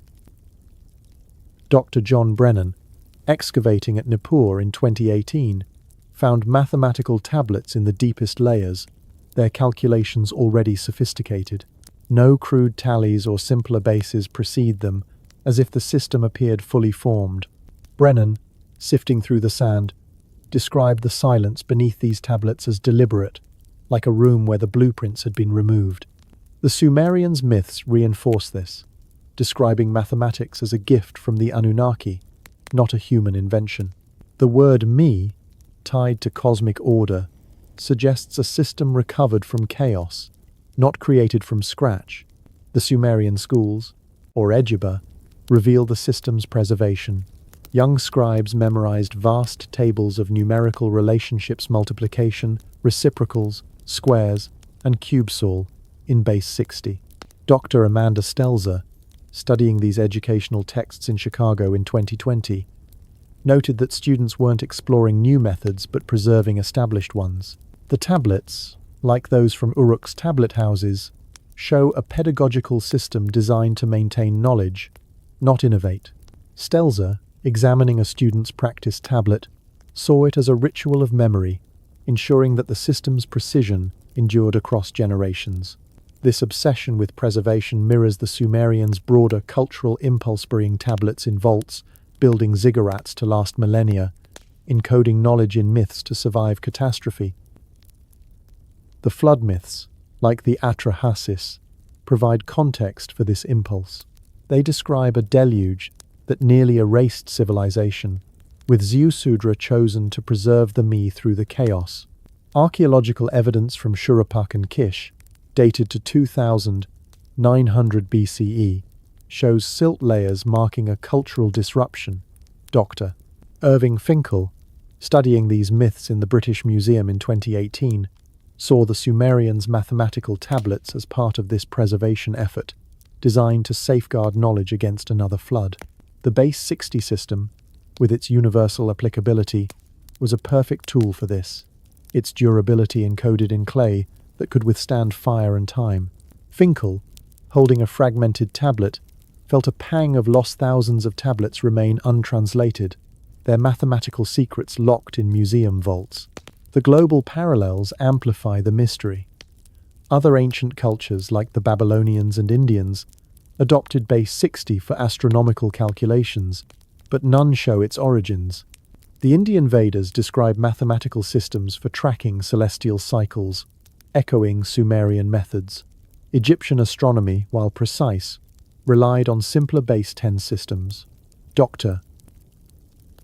Andrew Collins, studying comparative mathematics in 2014, proposed that base 60 might stem from a lost source, a civilization that seeded numerical knowledge across the ancient world. The Sumerians, as the first to record it in cuneiform, may have preserved the clearest trace of this source, their tablets acting as a mathematical archive for a forgotten era. The connection to Göbekli Tepe, 6,000 years older, is haunting. Its pillars, aligned with Sirius and solstices, suggest a pre-agricultural culture with advanced mathematical knowledge. Dr. Klaus Schmidt, excavating the site in 2019, noted that its geometric proportions imply a system like base 60, used to calculate angles and alignments. Could Göbekli Tepe's builders have been the Sumerians' distant predecessors, their knowledge passed down through oral traditions until cuneiform captured it? The deliberate burial of Göbekli Tepe, around 8000 BCE, mirrors the Sumerians' buried tablets, suggesting a shared fear of Lhasa, fear that their mathematics was too precious to fade. As the Oxford clock chimes, its 60-second rhythm echoing Sumer's legacy, the tablets sit in silence, their wedges sharp against the clay. They are more than numbers, they are a message, written by a civilization that understood the fragility of knowledge. The Sumerians didn't invent base 60, they preserved it. Their calculations a lifeline to a past we can't see. The Iraqi sun climbs high over the desert, casting sharp shadows across the weathered bricks of the Ziggurat of Its stepped sides rise like a man-made mountain, defying the sands that have buried so much of Sumer's past. Built around 2100 BCE, this towering structure is more than a template, a monument to a civilization that seemed to know too much, too soon. Its precise angles, astronomical alignments, and encoded mathematics suggest a purpose beyond worship, as if it were designed to preserve knowledge that could not be trusted to human memory alone. The Sumerians built their ziggurats with an obsessive fidelity, repeating the same design across centuries and cities, as if following instructions they dared not alter. Dr. Margaret Whitney stood at the base of Ur's ziggurat in 2010, her notebook filled with measurements that challenged everything she knew about ancient architecture. The structure, though eroded by 4 millennia, still cast a shadow with the precision of a sundial, marking the winter solstice as it had since the reign of King Ur-Nammu. Its corners aligned almost exactly with the cardinal directions north, south, east, and western achievement, requiring sophisticated astronomical and geometric knowledge. The 3 staircases climbing its sides faced specific celestial rising points, their angles calculated to track the movements of planets like Venus. Whitney's laser scans revealed that the ziggurat's proportions followed mathematical ratios tied to celestial cycles, its height and width encoding constants that wouldn't be formally defined until classical Greece. This was no ordinary template, was an instrument, a stone machine built to measure the cosmos and preserve its secrets. The ziggurats of Sumer, from Ur to Eridu to Nippur, share a haunting consistency. Each follows the same essential design, a stepped pyramid with a flat platform oriented to the stars, built with mud brick and baked clay. Dr. Whitney, surveying sites across Mesopotamia, noted that their variations were superficial different sizes, different decorative tiles, but their core plans were identical, as if every city received the same architectural blueprint. At Eridu, the Sumerians' mythical first city, archaeologists uncovered 17 construction layers beneath the main ziggurat, each rebuilt with the same proportions, the same orientation, the same astronomical alignments. This wasn't evolution but repetition, a cultural obsession with preserving a pattern across centuries. Whitney, climbing Eridu's worn steps, felt a weight in the air, as if the builders were terrified of forgetting something vital, something they couldn't explain. The precision of these structures is staggering. Dr. John Brennan, excavating at Nippur in 2018, found that the ziggurat's foundations were cut into bedrock with a confidence that implied advanced engineering. The bricks, though simple clay, were laid with mathematical accuracy, their angles precise to within fractions of a degree. Embedded in the walls of some ziggurats were clay tablets, inscribed with cuneiform records of astronomical observation star positions, planetary cycles, eclipse predictions. Brennan, holding one such tablet under the desert sun, realized that these structures were not just places of worship, but repositories of knowledge, their very architecture a backup drive for information too precious to lose. The Ziggurat of standing over 100 feet tall in its prime, was positioned to serve as a massive observatory, its upper platform offering an unobstructed view of the Mesopotamian sky. The astronomical alignments deepen the mystery. Dr. Whitney's 2010 analysis showed that Ur's ziggurat tracked Venus's rising points with an accuracy that accounted for axial precession, the slow wobble of Earth's axis that shifts stellar positions over millennia. This phenomenon, so subtle it requires centuries of observation to detect, was encoded in the ziggurat's design, its staircases and platforms aligned to a sky, as it appeared 4,000 years ago. Similar alignments appear at Eridu and Uruk, where ziggurats faced Sirius and solstice points. Dr. Martin Sweatman, studying related sites like Göbekli Tepe in 2017, noted that such precision suggests a knowledge of celestial mechanics far beyond what a Bronze Age culture should possess. Whitney, standing on Ur's platform, felt a chill. The ziggurats were not built for the living, they were built for memory, designed to preserve astronomical data in stone and clay. The Sumerian myths reinforce this idea. The Enuma Elish describes the god Marduk establishing sacred architecture to connect earth and heaven, while Enki, the god of wisdom, provides instructions for building temples aligned with the stars. Dr. Sarah Chen, analyzing these texts at Yale in 2015, saw them as more than religious stories, they were blueprints, encoding construction techniques and astronomical knowledge in narrative form. The Me, the divine principles delivered by the Anunnaki, included specifications for ziggurat design, proportions, angles, and alignments. Chen, in her quiet office, began to suspect that the Anunnaki were not gods but teachers, perhaps an advanced culture, whose knowledge the Sumerians preserved through obsessive repetition. The word Me suggests something recovered, not invented, as if the ziggurats were rebuilding a system from a lost past. The engineering of the ziggurats is equally perplexing. Dr. Amanda Stelzer, studying Mesopotamian architecture in Chicago in 2020, found that their construction required an understanding of load distribution and structural stability. The mud brick, though fragile, was mixed with straw in precise ratios to maximize durability, a technique detailed in myths like Enki and Ninmah. The ziggurat's stepped design distributed weight evenly, preventing collapse even after millennia of erosion. Stelzer, examining a reconstructed model, noted that the Sumerians used base 60 mathematics to calculate volumes and angles, ensuring the structures could withstand earthquakes and floods. This wasn't trial and error engineering, but a system executed with the confidence of prior experience, as if the Sumerians were following a manual they didn't write. The global parallels add another layer to the enigma. Other ancient cultures built monumental architecture: Egypt's pyramids, Stonehenge, the Maltese temples, but none match the ziggurat's astronomical precision and cultural consistency. Dr.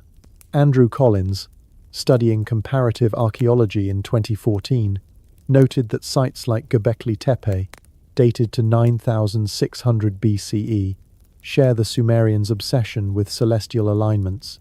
Göbekli Tepe's T-shaped pillars, aligned with Sirius, suggest a pre-agricultural culture with advanced knowledge, buried deliberately to preserve it.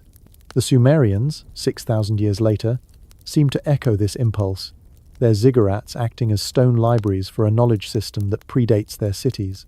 Collins, comparing these sites, wondered if a lost civilization seeded this architectural tradition, its legacy fragmented across the ancient world. The flood myths provide context for this preservation. The Atrahasis describes a deluge that nearly erased civilization, with Ziusudra chosen to carry the Me through the chaos. Archaeological evidence from Shurapak, dated to 2900 BCE, shows silt layers marking a cultural disruption. Dr. Irving Finkel, studying these myths in the British Museum in 2018, saw the ziggurats as part of this effort to safeguard knowledge. Their durability built to last millennia suggests the Sumerians feared another catastrophe. Finkel, holding a tablet embedded in a ziggurat's wall, felt a pang of loss. Thousands of such tablets remain untranslated, their cuneiform wedges holding astronomical and mathematical secrets that could reveal the ziggurat's true purpose. The silence beneath the ziggurats is haunting. In the deepest layers of and Eridu, there are no primitive structures, no failed experiments. Dr. John Brennan, excavating at Nippur in 2018, described the absence as deliberate, as if the record had been swept clean. This mirrors the silence at Göbekli Tepe, where no earlier settlements explain its sophistication. Could the ziggurats be a continuation of that earlier tradition, a second attempt to preserve what was lost? The Sumerians' myths, describing the Anunnaki as teachers, suggest they were rebuilding from a blueprint, their ziggurats encoding knowledge in a language of stone and stars. Brennan, sifting through Nippur's sand, felt as if he stood on the edge of a forgotten world, its secrets buried just beyond reach. The ziggurats' endurance is their final message. Despite wars, floods, and the collapse of empires, they stand, their alignments still tracking celestial events, their proportions still revealing mathematical truths. Dr. Whitney, descending Ur's ancient stairs in 2010, saw tourists photographing ruins they didn't understand, standing on a library they couldn't read. The ziggurats are more than relics, they are a warning, built by a people who knew that civilizations fall, languages die, and knowledge fades. They encoded their wisdom in brick and mortar, trusting it would survive when all else was lost. Listeners of Mystery History for Sleep, let the mystery of the ziggurats carry you into the night. Imagine the builders, their hands shaping clay, their eyes on the stars, preserving a truth we're still struggling to decipher. Because in those ancient stones, a forgotten library waits, whispering that we may be standing on knowledge we've yet to reclaim. The flickering lamplight casts shadows across the clay tablets in a quiet office at Yale's Department of Near Eastern Languages, where ancient Sumerian stories whisper secrets from a world 5,000 years gone.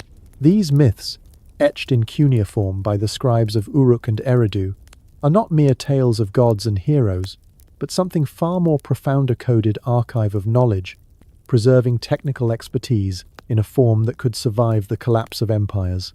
The Sumerians spoke of the Anunnaki, beings who descended from the heavens to teach humanity the arts of civilization, irrigation, medicine, law, and astronomy. But what if these stories were not divine fantasies but deliberate vessels for technical instructions, designed to outlast floods, fires, and forgetting?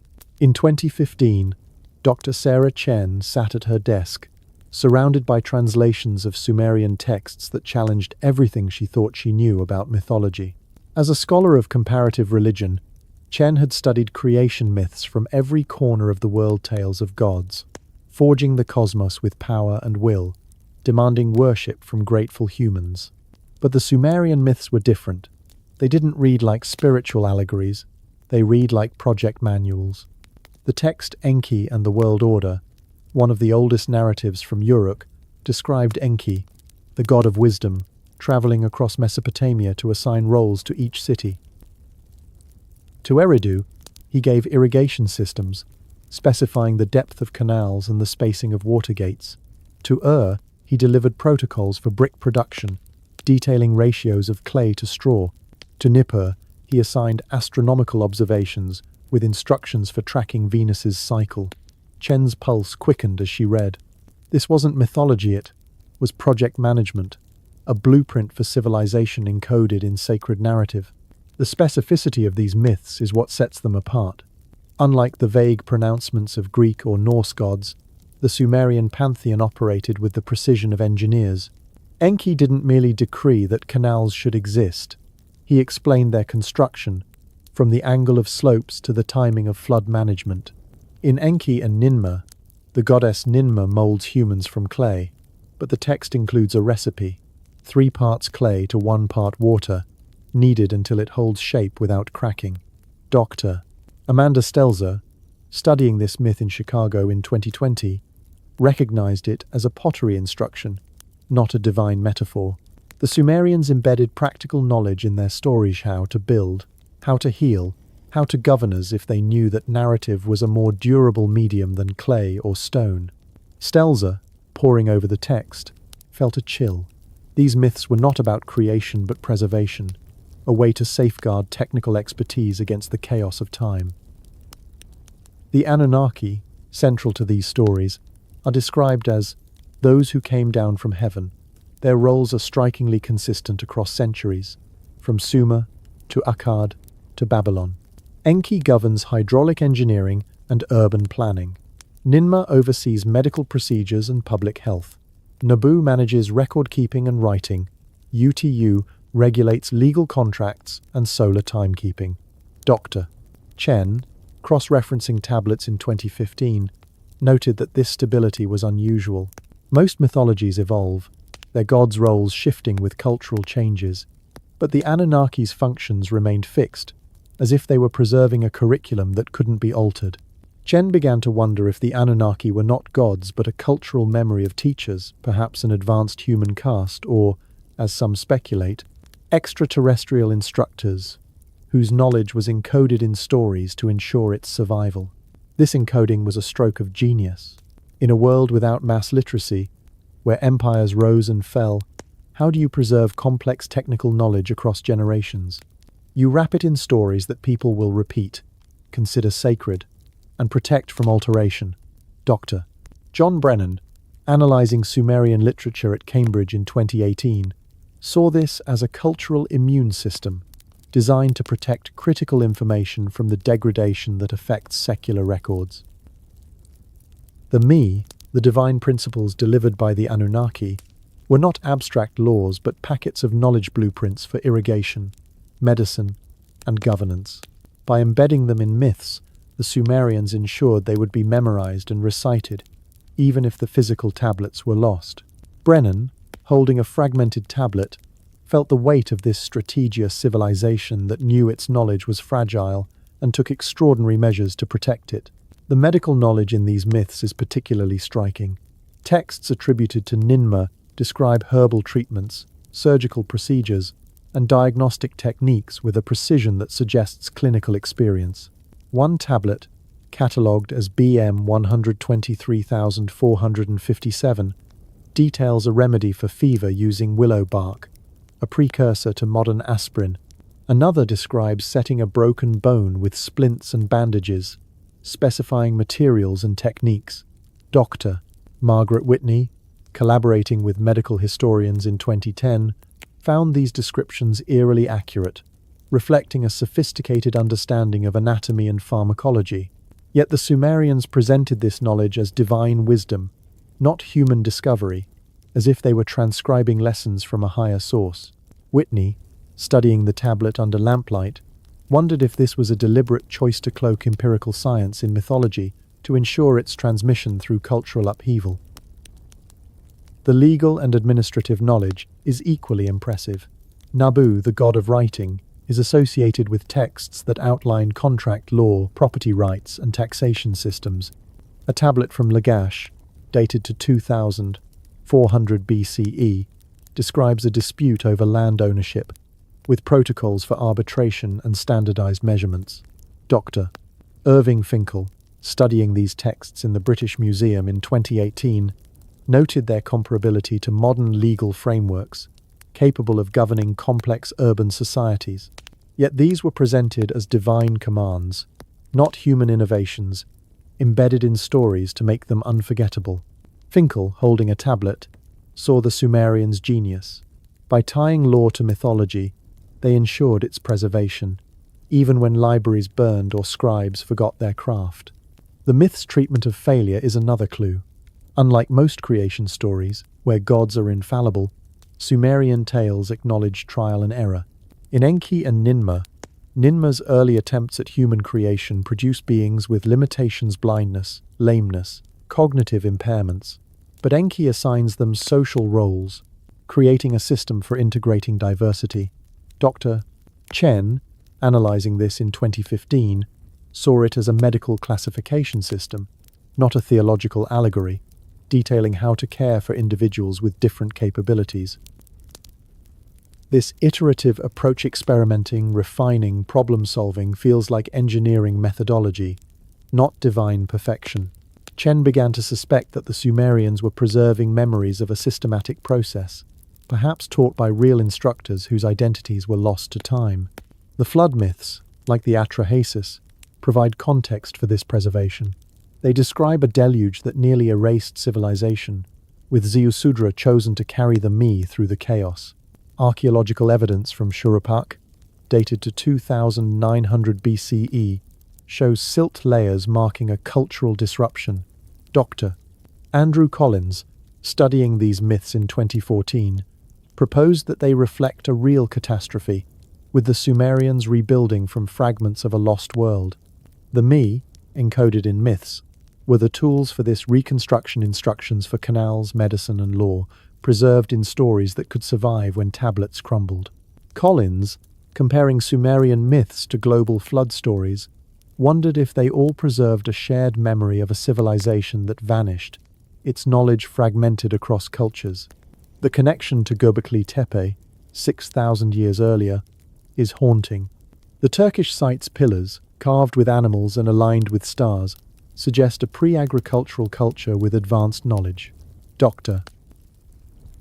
Klaus Schmidt, excavating Göbekli Tepe in 2019, saw its deliberate burial as a preservation act, mirroring the Sumerians' buried tablets and myths. Could Göbekli Tepe's builders have been the source of the Me, their knowledge passed down through oral traditions until Cuneiform captured it? The Sumerians' myths, with their tales of sky teachers, feel like an echo of this earlier culture. Their ziggurats and tablets a continuation of a legacy that began in stone. Schmidt, standing among the pillars, felt a silence that spoke of a truth buried too deep to reach. The loss of Sumerian knowledge underscores the myth's purpose. Dr. Finkel, in 2018, estimated that less than 20% of cuneiform tablets have been translated, with thousands languishing in museum vaults. Libraries at Uruk and Nippur were destroyed by conquest or neglect, their texts reduced to fragments. The myths, however, endured, carried through oral recitation and ritual. Dr. Amanda Stelzer, studying the Kesh Temple hymn in 2020, found it encoded construction techniques for ziggurats, its verses a checklist for builders. This wasn't poetry but a manual, disguised to survive.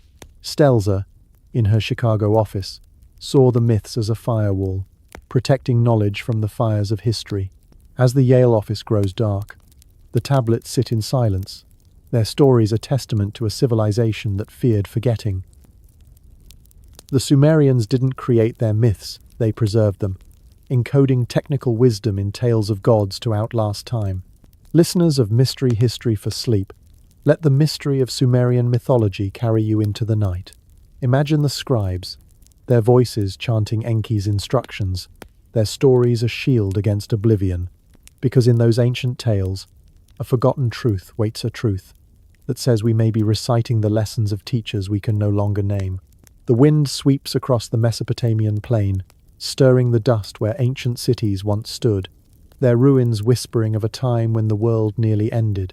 In the Sumerian myths, a great flood swept away humanity, leaving only a chosen survivor to rebuild from the fragments of a lost age. These stories, etched in cuneiform on clay tablets, speak of a deluge so catastrophic it resets civilization, yet they echo across cultures, from the biblical Noah to the Indian Manu. Beneath the sands of Shuruppak and Kish, archaeologists have found silt layers, dated to around 2900 BCE, that mark a real disruption, a moment when sophisticated societies vanished, replaced by simpler ones. But the Sumerians who rose after this flood wielded knowledge far beyond what survivors should possess, as if they were reconstructing from a blueprint preserved through chaos. In 2018, Dr. John Brennan stood in the excavation pit at Shuruppak, his hands sifting through a thick layer of riverine silt that marked a violent interruption in the archaeological record. Dated to approximately 2900 BCE, this layer told a story of destruction, not a global deluge, but a localized flood that devastated the fertile crescent where Sumer's first cities thrived. Similar silt deposits appeared at Kish and Uruk, each signaling a cultural break where complex urban settlements gave way to simpler communities. Brennan, brushing dirt from a shattered tablet, felt a chill.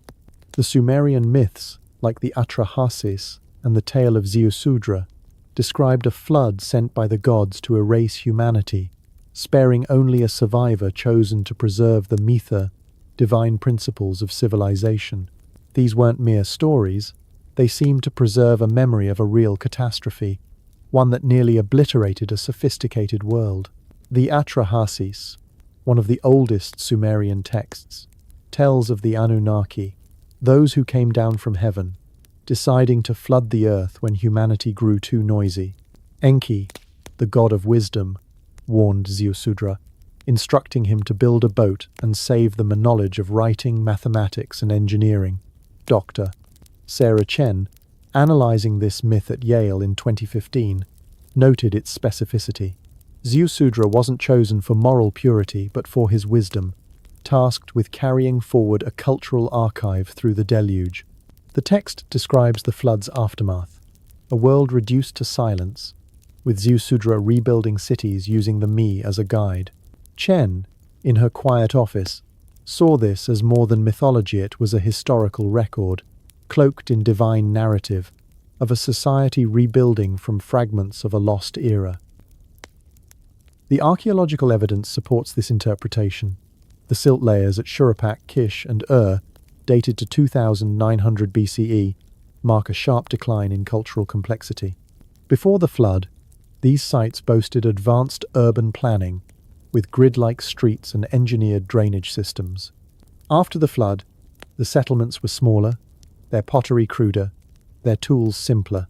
Yet, within a few centuries, Sumerian civilization re-emerged with astonishing sophistication. Cities like Uruk, housing 80,000 people, ziggurats aligned with stars, and cuneiform tablets recording complex mathematics. Dr. Brennan, studying these layers in 2018, found no gradual recovery. The Sumerians who rebuilt seemed to possess knowledge that should have taken generations to rediscover, as if they were working from a preserved template. The myth's global parallels deepen the mystery. The biblical story of Noah, the Indian tale of Manu, and the Mesopotamian Ziusudra share eerie similarities. A chosen survivor, a boat, a flood that resets the world, and a mission to preserve knowledge. Dr. Andrew Collins, studying comparative mythology in 2014, proposed that these stories reflect a shared memory of a real catastrophe, perhaps tied to the Younger Dryas period around 10,800 BCE, when climatic upheaval triggered floods and disruptions. While Sumer's flood, dated to 2900 BCE, was more recent, it may echo an older memory, passed down through oral traditions until cuneiform captured it. Collins, comparing these myths, wondered if they all preserved fragments of a lost civilization, its knowledge scattered across cultures like debris after a storm. The Sumerians' post-flood achievements are what troubles scholars most. Their base 60 mathematics, cuneiform script, and astronomical observations appeared with a precision that suggests continuity, not reinvention. Dr. Eleanor Robson, examining mathematical tablets in Oxford in 2005, found calculations of square roots and geometric ratios that should have required centuries of development. Yet these tablets, from the earliest layers of Uruk, show no crude precursors. Similarly, the ziggurats, rebuilt after the flood, followed precise astronomical alignments, as if the builders had access to a star chart from a previous era. Robson, tracing the wedges of tablet YBC 7289, felt a vertigo. The Sumerians weren't starting from scratch, they were reconstructing, using knowledge that survived the deluge in ways we can't fully trace. The Me, central to the flood myths, are described as cosmic principles writing, law, engineering delivered by the Anunnaki. Dr. Amanda Stelzer, studying the Epic of Gilgamesh in Chicago in 2020, noted that Utnapishtim, a flood survivor like Ziusudra, was granted immortality to preserve these principles. The Me weren't abstract virtues but practical instructions, encoded in stories to ensure their survival. One tablet, catalogued as BM 123456, describes irrigation techniques with specific measurements for canal depths and water gates, mirroring Enki's instructions in the myths. Stelzer, in her office, saw these stories as a cultural firewall, designed to protect technical knowledge through catastrophe. The Sumerians, by embedding the me in sacred narratives, ensured they would be recited and remembered, even if their cities fell. The flood's aftermath in the myths is telling. The Anunnaki express regret, promising never to destroy humanity so completely again. Dr. Chen, in 2015, saw this as a policy shift, not divine remorsey recognition that total erasure cost too much knowledge. The Sumerians, who rebuilt after 2900 BCE, seem to act on this lesson, burying tablets in vaults and building ziggurats to last millennia. Dr. Irving Finkel, studying these tablets in the British Museum in 2018, noted their durability, clay baked to withstand time, unlike fragile papyrus. Yet thousands of tablets were lost when libraries at Uruk and Nippur were destroyed or neglected, leaving only fragments of the me. Finkel, holding a shattered tablet, felt a pang of loss. The untranslated texts, locked in museum vaults, might hold the key to what the Sumerians were trying to save. The connection to Göbekli Tepe, 6,000 years earlier, is haunting. Dated to 9,600 BCE, its buried pillars suggest a culture with advanced knowledge, preserved against a similar fear of loss. Dr. Klaus Schmidt, excavating the site in 2019, saw its astronomical alignments and carved symbols as a precursor to Sumer's traditions. The deliberate burial of Göbekli Tepe, around 8000 BCE, mirrors the Sumerians' buried tablets, as if both cultures knew their knowledge was fragile. Could the flood myths be an echo of an earlier catastrophe? Perhaps the Younger Dryas, with Sumer's flood a later reflection of that memory? Schmidt, standing among the pillars, felt a silence that spoke of a truth buried too deep to reach. The global flood stories suggest a universal trauma. From the Epic of Gilgamesh to the Popol Vuh of the Maya, cultures describe a deluge that resets the world, with survivors tasked with preserving knowledge. Dr. Collins, in 2014, noted that these stories often include sky teachers, Anunnaki, Quetzalcoatl, Thoth, who deliver the tools to rebuild. The Sumerians, as the first to record these tales in cuneiform, may have preserved the clearest account of a lost civilization, its knowledge fragmented across the globe. The me, encoded in their myths, were the seeds of this reconstruction, guiding the Sumerians to rebuild cities, laws, and star charts from a past they could only dimly recall. As the desert wind fades, the tablets sit in silence, their wedges sharp against the clay. The flood myths are more than stories. They are a warning, a memory of a time when knowledge was nearly lost. The Sumerians rebuilt from those fragments, their cities rising from the silt with a sophistication that suggests a hidden source. The air in the Metropolitan Museum of Art's conservation room is cool and sterile, a stark contrast to the sun-scorched deserts of ancient Mesopotamia, where the artifacts it houses were born. In 2001, Dr. Janet Morrison, a curator with over 2 decades of experience, sat at her workbench, her magnifying glass poised over a small limestone cylinder seal, catalogued as VA-243, barely the size of a pencil eraser. This unassuming artifact, carved between 2500 and 200 BCE, held a scene that made her question everything she knew about ancient astronomy. At its center was a radiant star, unmistakably the sun, surrounded by 11 spherical bodies in what appeared to be orbital positions. The arrangement bore an eerie resemblance to a heliocentric model of the solar system, a concept not formally proposed until Copernicus in 1543, nearly 4,000 years later. Was this a coincidence? Or did the Sumerians, in their earliest days, possess knowledge of the cosmos that defies our understanding of history? Dr. Morrison's discovery was not the first time VA-243 had stirred debate. Unearthed in the ruins of Akkad, this cylinder seal was one of thousands used by Mesopotamian officials to press identifying marks into wet clay, authenticating documents and marking ownership. Most seals depicted conventional scenes gods receiving offerings, kings hunting lions, scribes recording transactions, but VA-243 was different. Under magnification, Morrison saw that the central star, with its radiating rays, was surrounded by spheres varying in size and position, resembling planets orbiting the Sun. One sphere, notably larger, could represent Jupiter. Another, tiny and close to the star, suggested Mercury. The clustering of smaller spheres mirrored the inner planets, while others, spaced farther out, hinted at the outer giants.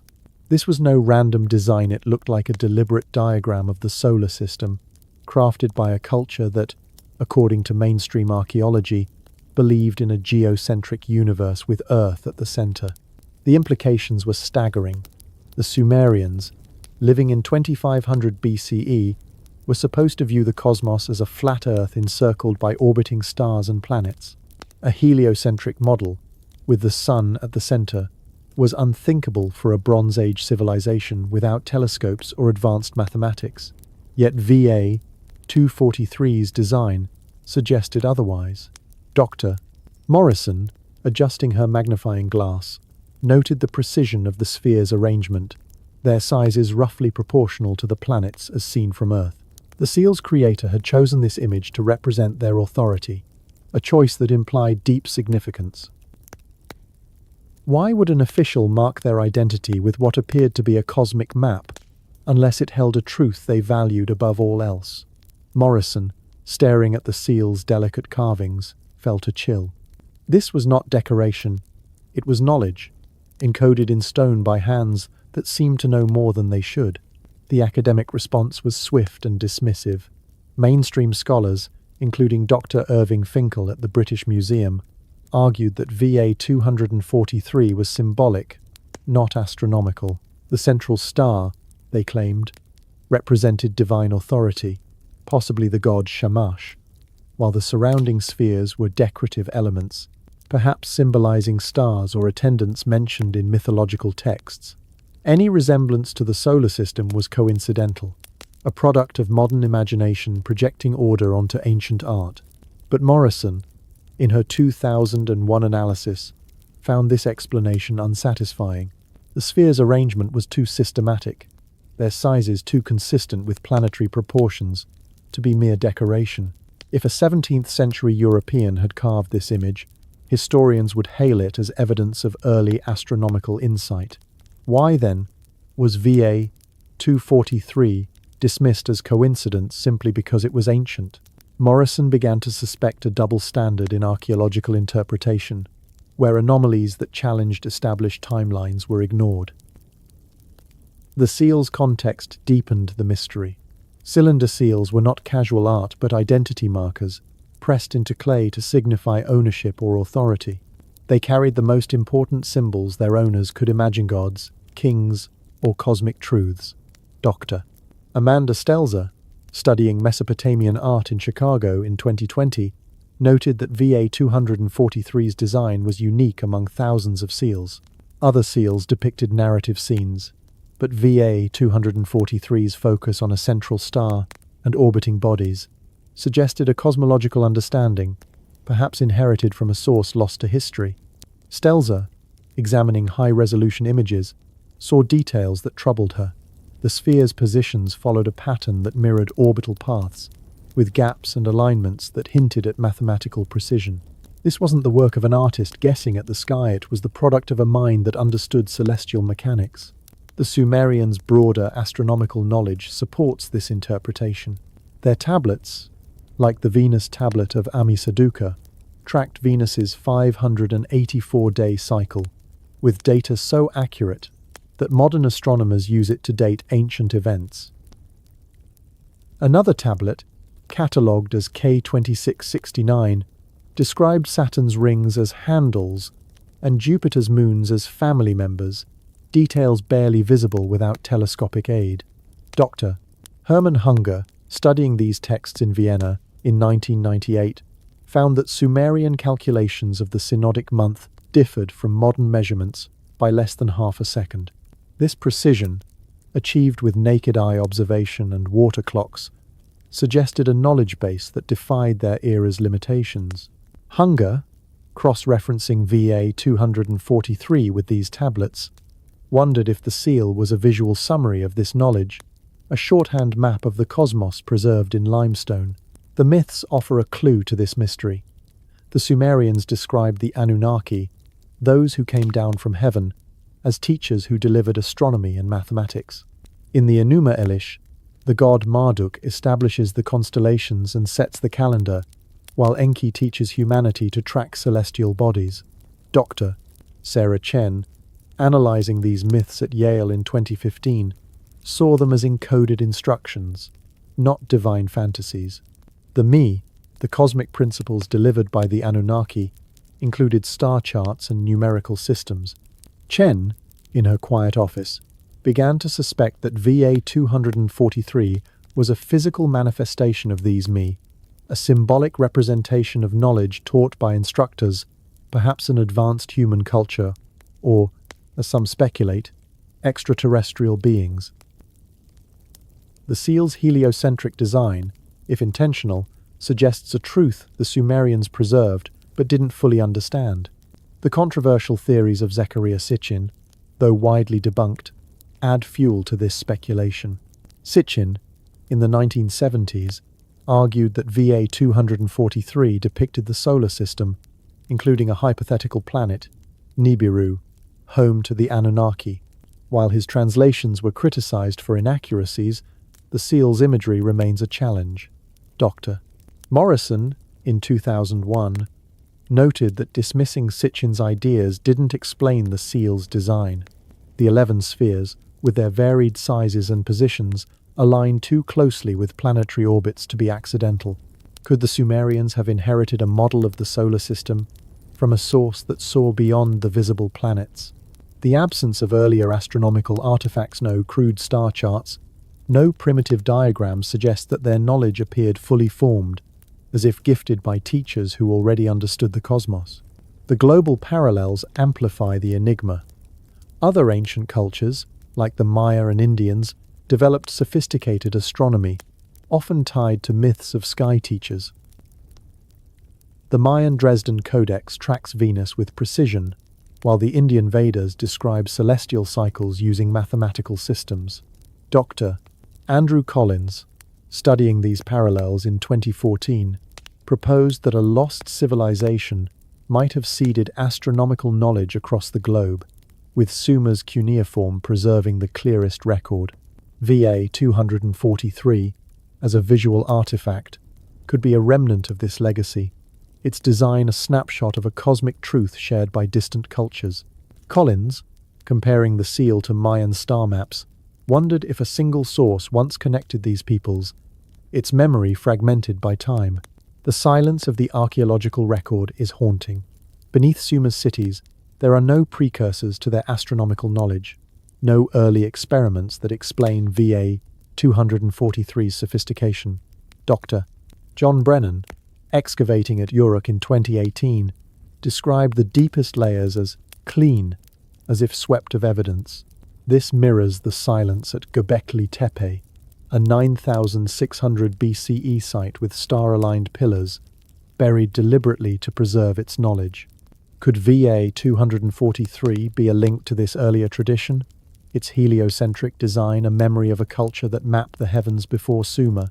Brennan, sifting through the sand, felt as if he stood on the edge of a lost world, its secrets encoded in a single seal.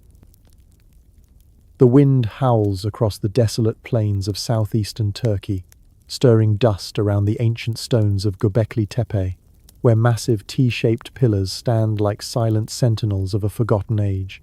Across continents and oceans, similar enigmas rise from the Earth Stonehenge's brooding monoliths in England, the towering pyramids of Giza in Egypt, the submerged terraces of Yonaguni in Japan. These megalithic structures, scattered across the globe, share an uncanny resemblance: colossal stones, precise astronomical alignments, and a sophistication that defies the timelines of human history. Built thousands of years apart, often by cultures with no apparent contact, they whisper of a shared knowledge, a lost civilization, or perhaps a global network that predates recorded history. In 2019, Dr. Klaus Schmidt stood among the excavated pillars of Göbekli Tepe, his final season at a site that rewrote the story of human civilization. Dated to 9,600 BCE, this Turkish complex of T-shaped monoliths some weighing 20 tons, was built by hunter-gatherers before agriculture or permanent settlements existed. The pillars, carved with intricate animals and humanoid figures, are aligned with celestial events, Sirius's rising, solstices, equinoxes with a precision that suggests advanced astronomical knowledge. Schmidt, tracing a fox relief under the morning sun, felt a chill. This wasn't a primitive experiment, but a deliberate act of engineering, requiring thousands of laborers and decades of planning. How did a pre-agricultural society muster such resources, and why did they pour them into a monument buried deliberately around 8000 BCE, as if to hide it from time itself? The mystery of Göbekli Tepe is not unique. Across the world, megalithic structures share haunting similarities. Stonehenge, built around 3000 BCE in England, features massive sarsens arranged in a circle, aligned with the solstices. Its stones, some weighing 50 tons, were quarried and transported over 150 miles without wheels, a feat that baffles modern engineers. Dr. Mike Parker Pearson, studying Stonehenge in 2015, noted its astronomical precision, with sightlines tracking the sun's annual cycle. Like Göbekli Tepe, Stonehenge shows no crude precursors, no smaller, failed stone circles, suggesting a culture that already knew how to build monuments. Pearson, standing in the Wiltshire fog, wondered if Stonehenge's builders inherited a tradition from an earlier, forgotten source, much like the Sumerians who emerged millennia later with their star-aligned ziggurats. In Egypt, the Great Pyramid of Giza, dated to 2600 BCE, stands as another enigma. Its base is aligned within a fraction of a degree to true north, its proportions encoding mathematical constants like pi and the golden ratio. Dr.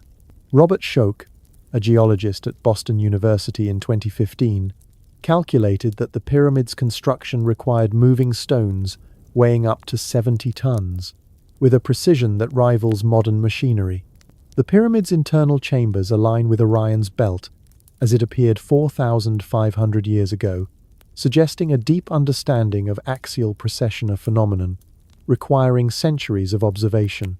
Schoch, studying the Giza Plateau, saw parallels with Göbekli Tepe's star-aligned pillars and Sumer's ziggurats, as if all three cultures were following a shared architectural blueprint, one that encoded cosmic knowledge in stone. The Yonaguni Monument, off Japan's coast, adds another layer to the puzzle. Discovered in 1986, this submerged structure, dated to around 8000 BCE, features terraced stone platforms and steps that appear man-made. Dr.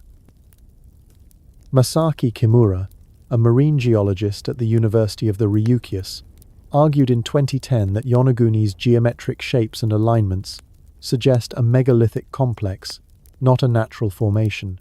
Its depth, 80 feet below sea level, places it in a period when rising sea levels flooded coastal settlements after the Younger Dryas. Kimura, diving among the terraces, proposed that Yonaguni was part of a lost Pacific culture, perhaps linked to Göbekli Tepe or Sumer by a global tradition of megalithic construction. The absence of artifacts at Yonaguni, like the silence beneath Sumer's cities, suggests a deliberate erasure, as if its builders hid their legacy from history. These structures share a common thread. They appear with a sophistication that defies their supposed developmental stage. Dr. Andrew Collins, studying global megaliths in 2014, proposed that they might be remnants of a lost civilization, a network that connected distant cultures before recorded history. The Sumerians, with their ziggurats and cuneiform, may have been the last to preserve this knowledge, encoding it in myths of the Anunnaki teachers from the sky. The Enuma Elish describes Marduk establishing sacred architecture aligned with the stars, while Enki delivers them principles of construction and astronomy. Dr. Sarah Chen, analyzing these myths at Yale in 2015, saw them as instructions, not allegories, suggesting that the Sumerians inherited a tradition of building star-aligned monuments from a source like Göbekli Tepe's builders. The astronomical alignments are a key clue. Göbekli Tepe's pillars track Sirius, Stonehenge follows the sun, and Giza's pyramids align with Orion. The Maltese temples, dated to 3600 BCE, face solstice points with similar precision. Dr. Martin Sweatman, studying Göbekli Tepe in 2017, found carvings that may depict a comet impact around 10,800 BCE during the Younger Dryasa period of climatic upheaval that could have disrupted a global culture. The flood myths of Sumer, describing Ziusudra preserving knowledge through a deluge, echo this trauma, as do stories of Noah and Manu. Chen, comparing these myths, wondered if they preserved a memory of a lost civilization, its megaliths the only surviving evidence of its existence. The engineering of these structures is equally perplexing. Moving and erecting stones weighing tens of tons required advanced knowledge of mechanics and logistics. Dr. John Brennan, excavating at Nippur in 2018, noted that Sumer's ziggurats used base 60 mathematics to calculate load distribution, a technique mirrored in the precise joints of Giza's pyramids and Stonehenge's lintels. The absence of primitive prototypes, no failed pyramids, no crude circles suggests that these builders were following established methods. Brennan, sifting through Nippur's sand, felt a silence that spoke of a lost tradition, one that Sumer's ziggurats continued. The Sumerians' myths, describing the Anunnaki teaching construction, hint at this tradition, as if their ziggurats were a reconstruction of an older blueprint. The global distribution of megaliths raises questions of contact. How did cultures separated by oceans share such similar techniques? Dr. Robert Schoch, in 2015, proposed a maritime network, with coastal settlements exchanging knowledge before rising seas submerged them. Yonaguni, underwater since the Younger Dryas, supports this idea, as do submerged sites off India's coast, like Dwarka, dated to 7000 BCE. These sites, with their stone structures, suggest a global civilization that vanished, leaving only its monuments. The Sumerians, with their cuneiform records, may have preserved the clearest account, their myths of sky teachers echoing tales of Thoth in Egypt or Quetzalcoatl in Mesoamerica. Schoch, diving off Yonaguni, imagined a lost world connected by ships and stars, its knowledge encoded in stone. The deliberate preservation of these structures is haunting. Göbekli Tepe was buried around 8000 BCE, its pillars protected from time. Stonehenge's stones were erected to endure, some still standing after 5,000 years. The pyramids of Giza, built with corrosion-resistant limestone, remain intact. Dr. Amanda Stelzer, studying Sumerian ziggurats in Chicago in 2020, saw this as a cultural impulse to safeguard knowledge, mirrored in Sumer's buried tablets and myths. The Atrahasis describe Ziusudra preserving the me through a flood, much like Göbekli Tepe's burial preserved its pillars. Stelzer, examining a ziggurat model, felt the weight of this effort a civilization that knew its knowledge could be lost and built to prevent it. As the Turkish stars shine above Göbekli Tepe, the global megaliths stand in silence, their stones a testament to a lost world. They are more than relics, they are a message, built to outlast empires and floods. The British Museum's archive is shrouded in silence at 3 a.m, its climate-controlled vaults guarding thousands of clay tablets that hold the secrets of ancient Sumer. In 2018, Dr. Irving Finkel, a curator with 40 years of experience deciphering cuneiform, stood among these shelves, his flashlight illuminating fragments of the Royal Library of Ashurbanipal. Each tablet, etched with wedge-shaped marks, was a survivor of a catastrophic fire that consumed Nineveh in 612 BCE. The flames, meant to erase the library, instead baked the clay, preserving texts like the Epic of Gilgamesh as if in a kiln. But for every tablet that survived, countless others were lost, reduced to ash, scattered by conquest, or abandoned to the desert's embrace. This was no accident, but a recurring pattern of destruction, neglect, and deliberate erasure that haunts the story of human knowledge. Dr. Finkel's hands trembled as he held a photograph of tablet K2669, a mathematical text from Ashurbanipal's library that calculated planetary orbits with a precision rivaling modern astronomy. The tablet's survival was a miracle, but its fragmented state told a darker story. When Nineveh fell to the Babylonians and Medes, the Libraria repository of Sumerian and Akkadian knowledge was targeted, its tablets shattered or burned. Finkel estimated that only a fraction of the library's contents survived, with thousands of texts lost forever. Across Mesopotamia, similar losses marked the archaeological record. At Uruk, where Cuneiform was born, entire archive buildings were reduced to rubble, their tablets crushed or dissolved by time. At Nippur, a religious center, administrative libraries were pillaged, their contents scattered. At Eridu, the city Sumerians claimed as the first ever built, storage rooms stood empty, their shelves broken, their knowledge gone. Finkel, in the archive's dim light, felt a quiet rage at the scale of this Lhasa cultural catastrophe that left only fragments of Sumer's genius. The destruction was not always accidental. Dr. John Brennan, excavating at Uruk in 2018, found evidence of deliberate Eresha tablets smashed, archives burned, as if new rulers sought to obliterate the past. When empires fell, their successors often targeted the knowledge of their predecessors, deeming it dangerous or heretical. Religious shifts exacerbated this loss. As new faiths rose, older texts were burned as pagan relics. Dr. Sarah Chen, studying Sumerian myths at Yale in 2015, noted that the transition from Sumerian to Babylonian culture saw the selective copying of texts, with many deemed irrelevant left to decay. Languages, too, played a role in this erasure. As Sumerian gave way to Akkadian, then Aramaic, Cuneiform became unreadable, its tablets discarded as worthless clay. Chen, poring over a fragmented hymn, saw this as a kind of cultural Darwinism, where only knowledge serving immediate needs survived, while deeper wisdom faded into obscurity. The scale of the loss is staggering. Dr. Finkel, in 2018, estimated that less than 20% of recovered cuneiform tablets have been fully translated, with tens of thousands languishing in museum vaults worldwide.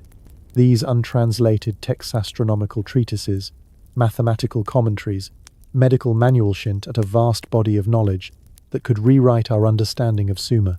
A tablet from Uruk, catalogued as UM 1927-16, contains a mathematical table for calculating irrigation volumes, its precision suggesting a mastery of hydraulics. Another, from Nippur, describes surgical procedures with a detail that rivals later Greek texts. Yet these are mere fragments of a larger archive, most of which was lost to fire, conquest, or neglect. Finkel, holding a shattered tablet, felt the weight of what was missing explanations for Sumer's sudden sophistication, perhaps even the origins of their knowledge. The Sumerians themselves seemed aware of this fragility. Their myths, like the Atrahasis, describe a flood that nearly erased civilization, with Ziusudra chosen to preserve the principles of writing, law, and engineering. Dr. Amanda Stelzer, studying these myths in Chicago in 2020, saw them as a deliberate strategy to protect knowledge. By encoding technical instructions in sacred stories, the Sumerians ensured their transmission through oral recitation, even when physical tablets were destroyed. The Kesh Temple hymn, for instance, details ziggurat construction with measurements that match archaeological remains, its verses a checklist for builders. Stelzer, in her office, recognized this as a cultural firewall, designed to safeguard wisdom against catastrophe. Yet even this strategy failed when libraries burned, leaving only scattered myths to hint at what was lost. The global parallels deepen the tragedy. The Library of Alexandria, repeatedly damaged by political and religious upheaval, lost countless texts from the ancient world. Mayan codices were burned by Spanish conquistadors, who deemed them demonic. Buddhist manuscripts vanished during Chinese imperial purges, and Islamic texts were destroyed in Mongol invasions. Dr. Andrew Collins, studying these losses in 2014, saw a pattern. The past becomes dangerous to the present, so the present erases it. Each destruction followed the same dynamic. Knowledge that didn't serve immediate power was discarded, its repositories burned or abandoned. Collins, comparing Sumerian losses to these later tragedies, wondered how much of human history was lost to this cycle of fire and forgetting, leaving only fragments like VA 243, a cylinder seal that may depict a heliocentric solar system.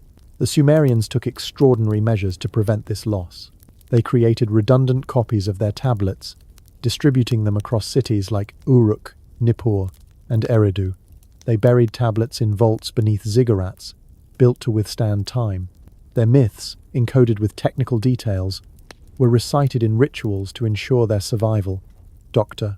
Margaret Whitney, studying ziggurat remains in 2010, found tablets embedded in the walls, their cuneiform preserving astronomical data. This wasn't mere record-keeping, but a desperate attempt to protect knowledge from oblivion. Yet the destruction was relentless. When Akkadian rulers conquered Sumer, they prioritized their own archives, leaving Sumerian texts to crumble. Whitney, standing in Ur's ruins, felt the silence of those lost tablets, a silence that spoke of a civilization's fear realized. The connection to Göbekli Tepe, 6,000 years earlier, is haunting. Dated to 9,600 BCE, its buried pillars suggest a culture that also feared losing its knowledge, preserving it in stone before vanishing. Dr. Klaus Schmidt, excavating Göbekli Tepe in 2019, saw its deliberate burial as a parallel to Sumer's buried tablets, both acts of defiance against time. Could Göbekli Tepe's builders have been the source of Sumer's knowledge, their legacy passed down through oral traditions until cuneiform captured it? The flood myths, describing a deluge that reset civilization, might echo this earlier loss, with Sumer's tablets and ziggurats, a second attempt to preserve what was nearly forgotten. Schmidt, among the pillars, felt a silence that whispered of a truth too vast to grasp. The ongoing loss of knowledge is the deepest tragedy. Dr. Finkel, in 2018, noted that modern institutions continue this cycle. Museums discard artifacts deemed insignificant. Digital archives delete files to save space, and academic priorities favor incremental research over disruptive discoveries. The untranslated tablets, sitting in vaults, are ignored not because they lack value, but because they don't fit current narratives. This systematic forgetting, driven by bureaucracy and neglect, mirrors the ancient fires that consumed Sumer's libraries. Finkel, closing his files, saw the irony. We pride ourselves on preserving knowledge, yet we lose it through choices that prioritize convenience over curiosity. As the museum's vaults grow dark, the tablets sit in silence, their wedges a testament to a civilization that fought to be remembered. The Sumerians knew their knowledge was fragile, their libraries one fire away from amnesia. Listeners of Mystery History for Sleep, let the mystery of this loss carry you into the night. Imagine the scribes, their tablets buried against oblivion, their stories a shield against forgetting, because in those ancient fragments, a lost world waits, whispering that we may be losing the wisdom we once fought so hard to save. In the dim glow of a Columbia University office at 2 a.m., the hum of a computer screen casts faint light across stacks of notes and cuneiform dictionaries. Professor Elena Kazakova sits hunched over a digital image of a clay tablet, its wedge-shaped marks sharp against the ancient clay. After 15 years deciphering Sumerian texts, she thought she understood the limits of translation, but tonight, a single word Anunnaki stares back at her, defying clarity. Its meaning shifts like sand in the Mesopotamian desert, each interpretation opening a new door to the past while obscuring others. The Sumerian language, dead for millennia, guards its secrets in ambiguity, its words a puzzle that may hide the truth about humanity's origins. Were the Anunnaki gods, teachers, or something stranger? The translations offer no certainty, only questions that echo through the silence of a lost world. Kazakova's screen displays a tablet from Uruk, dated to 3200 BCE, its cuneiform describing the Anunnaki as those who came down from heaven. Traditional scholars render Anunnaki as gods or divine beings, a translation that fits neatly into museum displays and textbooks. But the word's etymology is less certain. Breaking it down, Anu means sky or heaven, and Ki means earth, suggesting offspring of the sky god upon the earth, or even princely seed. Some propose a more literal reading, those who descended. Kazakova, cross-referencing dictionaries, finds that each translation shifts the narrative. If gods, the Anunnaki are mythological figures, symbols of divine power. If descendants or visitors, they could be memories of real beings, advanced humans, or as some speculate, extraterrestrial instructors. The ambiguity isn't just linguistic, it's a veil over Sumer's history, hiding the truth of who shaped their civilization. The challenge of Sumerian translation lies in its isolation. Unlike Latin or Sanskrit, which left living descendants, Sumerian is a linguistic orphan, with no native speakers or oral traditions to clarify its nuances. Its pronunciation is guesswork, reconstructed from later Akkadian borrowings. Its grammar, pieced together from fragmented tablets, is incomplete. The cultural context, idioms, metaphors, shared assumptions vanished with the civilization itself. Dr. Samuel Noah Kramer, a pioneer in Sumerology in 1956, described translation as archaeology of meaning, an attempt to rebuild a worldview from scattered clues. A single tablet from Lagash, catalogued as BM 123,456, describes the Anunnaki convening to govern cities. Traditional translations call this a divine council, but alternative readings suggest a historical meeting of leaders, with heaven symbolizing authority, not the sky. Kramer, in the University of Pennsylvania's archives, felt the weight of this uncertainty, knowing each choice reshaped Sumer's story. The word me compounds the problem. Often translated as divine decrees, it could also mean cosmic laws, cultural programs, or technical instructions. In the Enuma Elish, the me are gifts from the Anunnaki, encompassing writing, mathematics, and engineering. Dr. Sarah Chen, analyzing this in 2015 at Yale, saw the me as encoded knowledge blueprints for canals, ziggurats, and laws. But the term's vagueness allows multiple interpretations. Were the me spiritual ideals or practical manuals?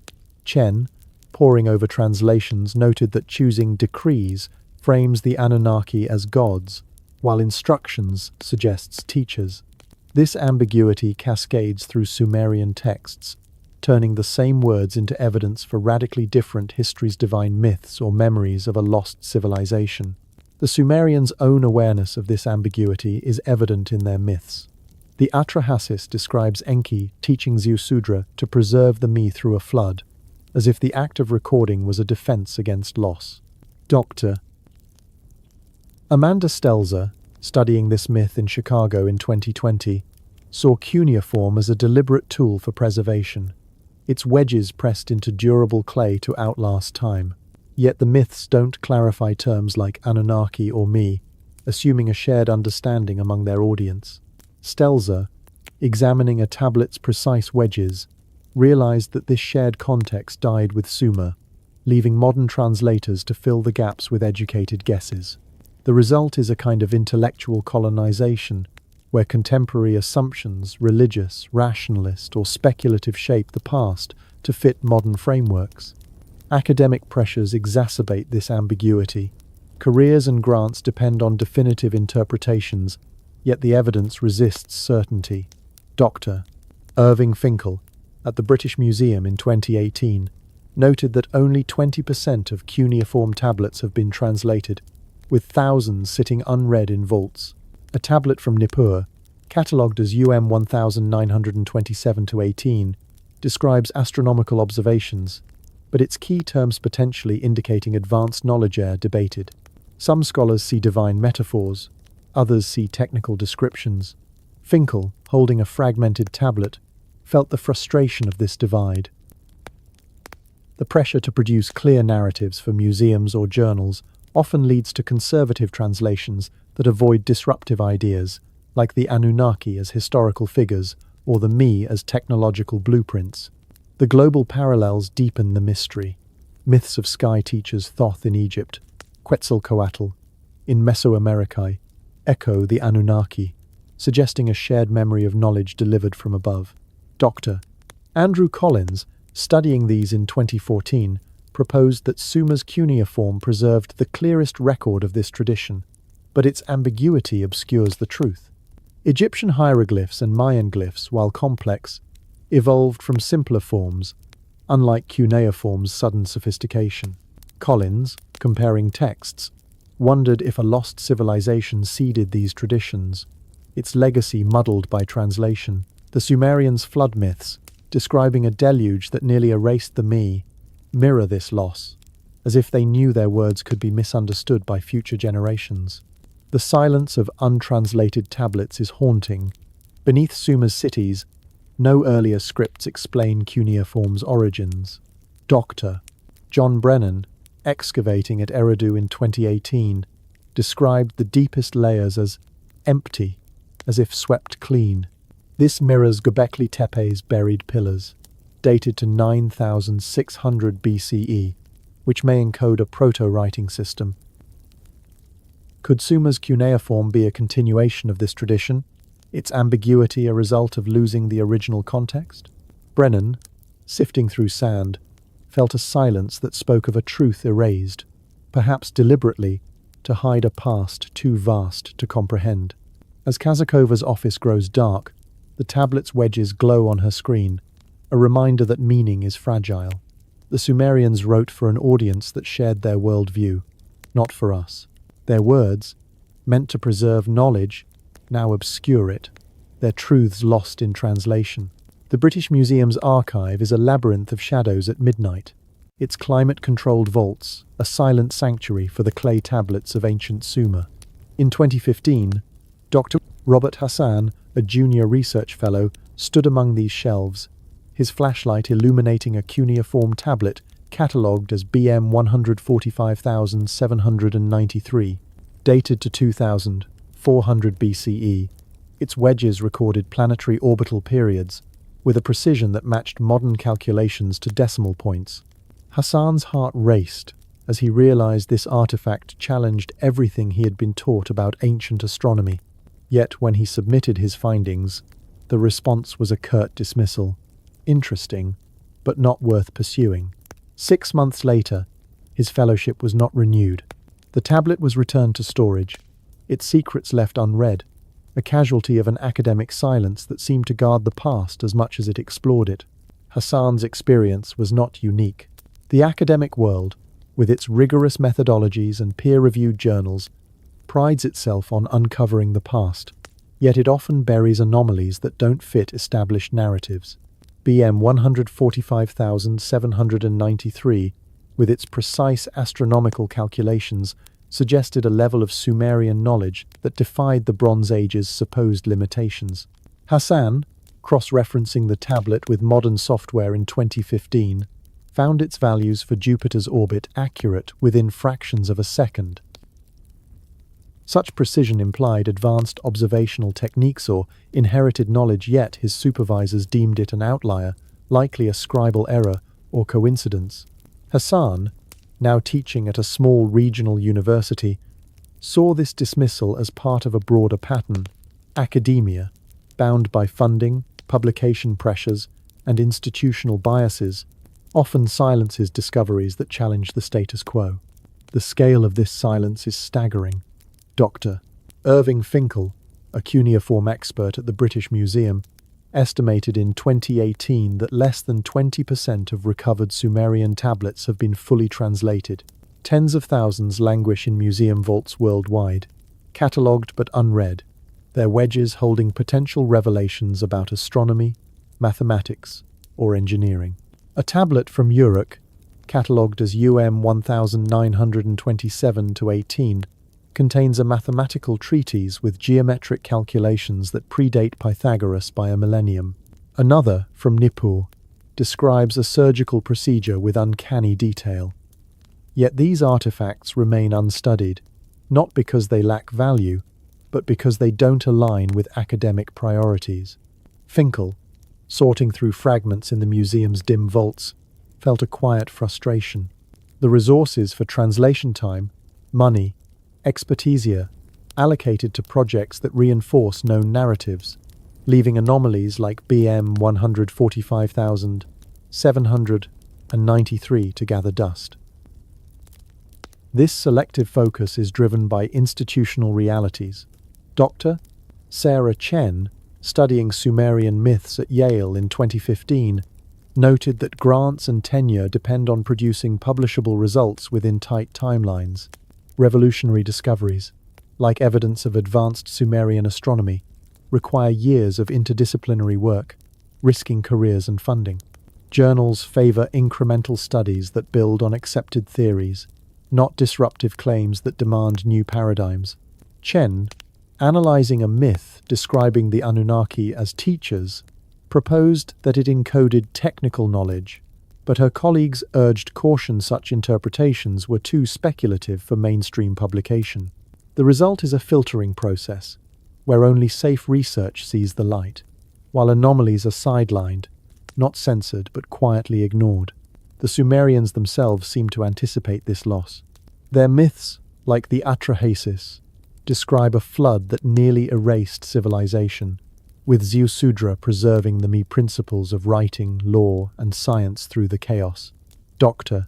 Amanda Stelzer, studying these texts in Chicago in 2020, saw this as a deliberate strategy to protect knowledge from catastrophe.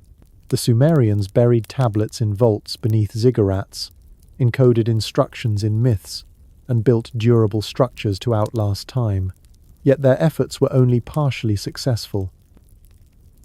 When Nineveh fell in 612 BCE, the royal library of Ashurbanipal burned, preserving some tablets by baking them but destroying others. Stelzer, holding a fragmented tablet, saw the irony. The Sumerians feared forgetting, yet their knowledge was lost to fire, conquest, and neglect, losses that modern academia continues through its own selective silence. The global parallels amplify this tragedy. The Library of Alexandria, Mayan codices, and Buddhist manuscripts all fell to deliberate destruction or neglect, their knowledge erased when it no longer served power. Dr. Andrew Collins, studying these losses in 2014, saw a pattern. New regimes, religions, or cultures often target the past, deeming it dangerous or irrelevant. The Sumerians faced this when Akkadian rulers prioritized their own archives, leaving Sumerian tablets to crumble. Collins, comparing these losses, wondered how much of human history vanished because it didn't fit the needs of the present. The untranslated tablets, like those describing the Anunnaki as teachers, might hold clues to a lost civilization, but their silence reflects academic choices to focus on the familiar rather than the disruptive. The connection to Göbekli Tepe, dated to 9600 BCE, is particularly haunting. Its buried pillars, aligned with stars, suggest a culture with advanced knowledge, preserved against loss. Dr. Klaus Schmidt, excavating the site in 2019, saw its deliberate burial as a parallel to Sumer's buried tablets, both acts of defiance against oblivion. Could Göbekli Tepe's builders have been the source of Sumer's knowledge, their legacy passed down through oral traditions until Cuneiform captured it? The academic silence surrounding such possibilities, dismissing Göbekli Tepe's sophistication as anomalous mirrors the dismissal of Sumerian tablets like BM 145,793, Schmidt, among the pillars, felt a silence that whispered of a truth too vast for current frameworks to contain. This silence is not always intentional concealment, but a byproduct of institutional inertia. Dr. John Brennan, studying Sumerian ziggurats in 2018, noted that interdisciplinary research combining archaeology, linguistics, and astronomy could unlock tablets like BM 145,793, but departmental structures discourage such approaches. Funding goes to specialized projects, not risky ventures that cross boundaries. Brennan, sifting through Nippur's sand, saw untranslated tablets as victims of this system, their secrets ignored because they don't fit academic silos. The result is a kind of systematic forgetting, where knowledge is lost, not through fire, but through bureaucratic neglect, a modern echo of the ancient destructions that erased Sumer's libraries. The implications are profound. If Sumer's knowledge was inherited, as their myths of the Anunnaki suggest, The untranslated tablets could reveal a lost civilization, its wisdom buried in clay. Yet academia's silence risks repeating history's mistakes, prioritizing comfort over curiosity.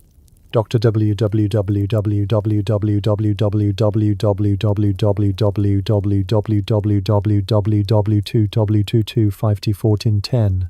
Chen, in 2015, wondered how many researchers, like Hassan, abandoned disruptive discoveries for career stability. The tablets, sitting in vaults, are not hidden, they're ignored, their potential to rewrite history stifled by a system that rewards conformity. Chen, closing her files, saw the paradox. Modern scholarship, with its advanced tools, could uncover these truths, but only if it dares to ask the questions it's been trained to avoid. As the museum's vaults fade into darkness, the tablets sit in silence, their wedges sharp against the clay. They are a testament to a civilization that fought to be remembered, yet their secrets remain locked away, victims of a silence that protects as much as it conceals. The Chicago skyline glimmers against the dusk, its steel towers a testament to modern ingenuity, yet beneath the hum of progress lies a question that echoes through the ages.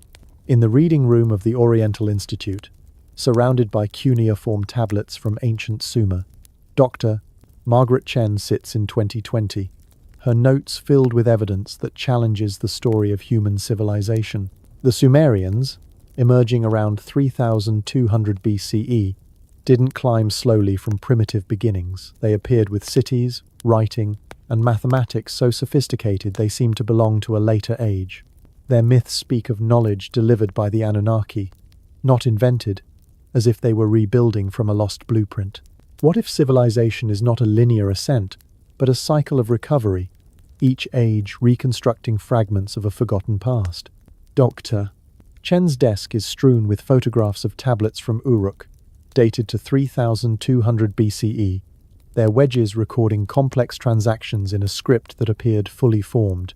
Unlike Egypt's hieroglyphs or China's oracle bones, which show gradual evolution, Sumer's cuneiform begins with standardized grammar and vocabulary, as if its scribes were following a manual. Chen, tracing the wedges, notes their mathematical tables base, 60 calculations that underpin our clocks, and GPS executed with a precision that suggests prior mastery. The cities, too, defy expectation. Uruk, housing 80,000 people, boasted grid-like streets and engineered drainage systems, with no crude precursors in the archaeological record. Chen, in the quiet of her office, feels a vertigo. This wasn't a civilization learning to build, it was one reconstructing, as if piecing together a puzzle from a past it could only dimly recall. The Sumerian myths reinforce this idea. The Enuma Elish describes the Anunnaki, those who came down from heaven, delivering the me principles of writing, law, and engineering. The Atrahasis tells of Ziusudra, a flood survivor chosen to preserve these me through a deluge that reset the world. Dr. Sarah Chen, analyzing these texts in 2015, sees them as more than myths, they're memories of a reconstruction effort, encoding technical knowledge in stories to survive catastrophe. The me include instructions for canals, ziggurats, and astronomy, suggesting the Sumerians were restoring systems, not inventing them. Chen, cross-referencing tablets, wonders if the Anunnaki were teachers, perhaps an advanced human culture, or, as some speculate, extraterrestrial instructors whose legacy the Sumerians preserved in clay and stone. The archaeological record supports this cycle of recovery. At Shuruppak and Kish, silt layers dated to 2900 BCE mark a flood that disrupted sophisticated societies, replacing them with simpler ones. Yet the Sumerians who rebuilt soon after wielded knowledge-base 60 mathematics, star-aligned ziggurats that should have taken centuries to rediscover. Dr. John Brennan, excavating at Nippur in 2018, found no developmental phase beneath these cities, no failed experiments or crude tools. The silence in the deepest layers, he noted, felt deliberate, as if the past had been swept clean. Brennan, sifting through sand, began to suspect that Sumer was not humanity's first civilization, but its first attempt at rebuilding. using fragments of a lost world preserved through myths and buried tablets. Göbekli Tepe, dated to 9600 BCE, offers a haunting parallel. This Turkish site, with its T-shaped pillars aligned to Sirius, was built by hunter-gatherers before agriculture, its sophistication defying conventional timelines. Dr. Klaus Schmidt, excavating in 2019, saw its deliberate burial around 8000 BCE as an act of preservation, mirroring Sumer's buried tablets. The pillars' carvings animals, humanoid figures, suggest a proto-writing system, perhaps a precursor to cuneiform. Schmidt, standing among the stones, wondered if Göbekli Tepe's builders were the source of Sumer's knowledge. Their legacy passed through oral traditions until clay could capture it. The flood myths, describing a deluge that nearly erased civilization, might echo an earlier catastrophe, like the Younger Dryas around 10,800 BCE, when climatic upheaval submerged coastal cultures. Global parallels deepen the mystery. Egypt's pyramids, Stonehenge, and the Yonaguni Monument share Sumer's obsession with astronomical alignments and durable construction. Dr. Andrew Collins, studying these in 2014, proposed a lost civilization that seeded megalithic traditions worldwide, its knowledge fragmented by floods or conquest. The Sumerians, with their cuneiform, may have preserved the clearest record, their myths of sky teachers Anunnaki, Thoth, Quetzalcoatl a shared memory. Collins, comparing these stories, saw Sumer as a reconstruction, its ziggurats and tablets rebuilding a world lost to catastrophe. The absence of precursors at these sites, like Sumer's silent layers, suggests a cycle of rise, fall, and recovery, each civilization building on the ruins of the last. The Sumerians' efforts to preserve knowledge reveal their fear of another loss. Their ziggurats, built to last millennia, encoded astronomical data in their proportions. Their tablets, buried in vaults, were crafted to withstand fire and time. Dr.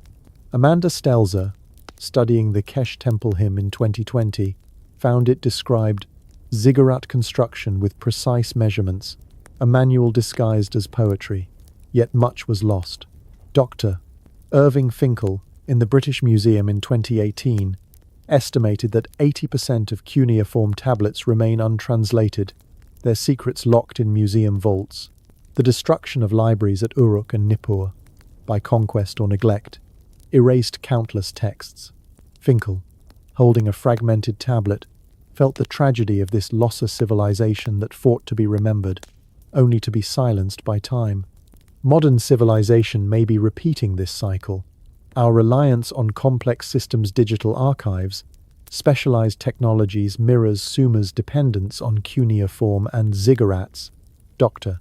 Chen, in 2020, noted that a single disruption cyber attack, climate crisis could erase our knowledge, leaving future generations to rebuild from fragments.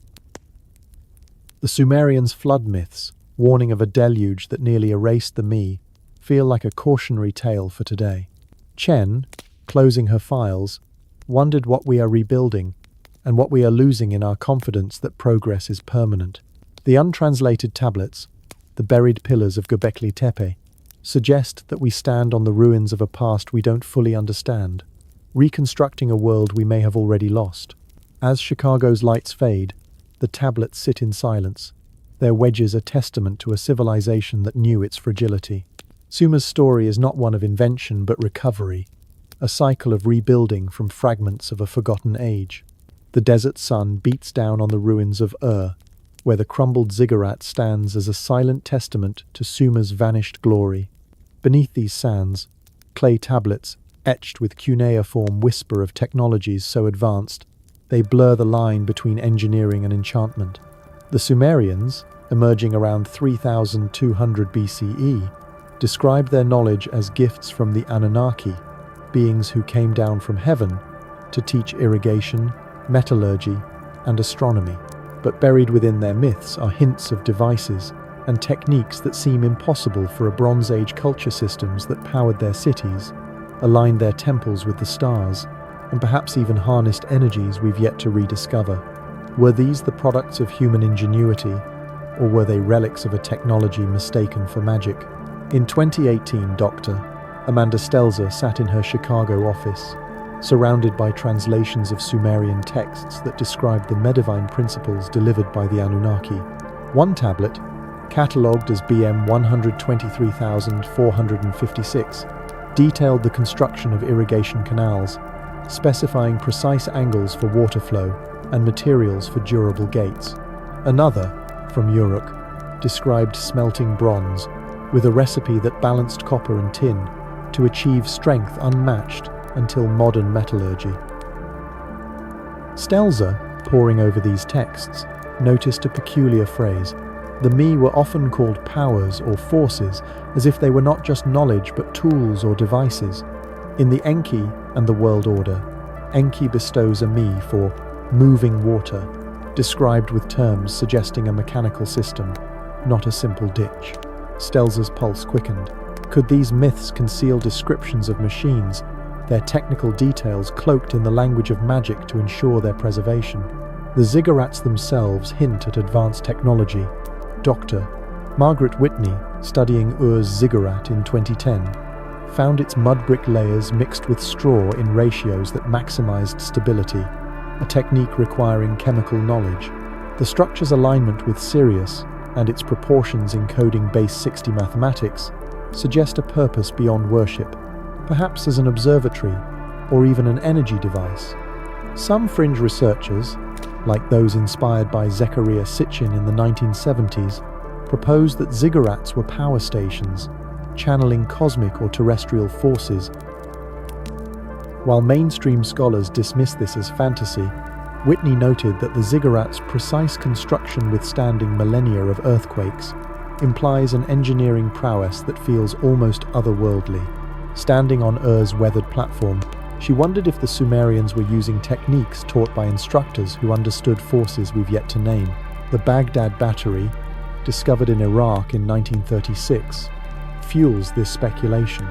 This clay jar, dated to the Parthian period, but possibly rooted in Sumerian traditions, contains a copper cylinder and iron rod surrounded by an electrolyte-like substance. Dr. John Brennan, examining replicas in 2018, noted that it could generate a small electric current, suggesting knowledge of electrochemistry. Mainstream scholars argue it was a ritual object, but its design mirrors batteries used in early 20th century experiments.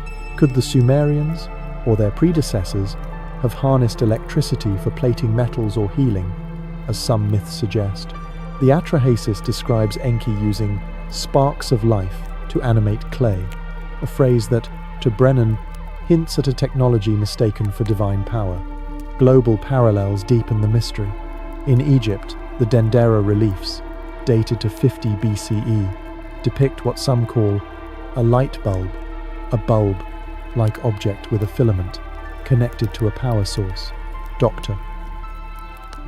Andrew Collins, studying these in 2014, noted their resemblance to Sumerian descriptions of glowing orbs held by the Anunnaki in cylinder seals like VA-243. In India, the Vedas describe Vimanas, flying machines powered by mysterious energies. The Mayan Popol Vuh mentions devices that see the stars, suggesting optical tools. Collins, comparing these accounts, proposed a lost technological tradition shared across ancient cultures, with Sumer's cuneiform preserving its clearest record. The Mi, described as forces or devices, might refer to machines, their details encoded in myths to survive catastrophe. The flood myths, like the Atrahasis, provide context. They describe a deluge around 2900 BCE that nearly erased civilization, with Ziusudra preserving the Mi to rebuild. Archaeological silt layers at Shurupak confirm this disruption, yet the Sumerians who followed wielded advanced knowledge-based 60 mathematics, star-aligned ziggurats that suggests continuity, not reinvention. Dr. Sarah Chen, analyzing these myths at Yale in 2015, saw the Mi as technical manuals, not divine decrees, designed to guide reconstruction. The Sumerians' obsession with burying tablets and building durable ziggurats mirrors this effort, as if they feared another loss.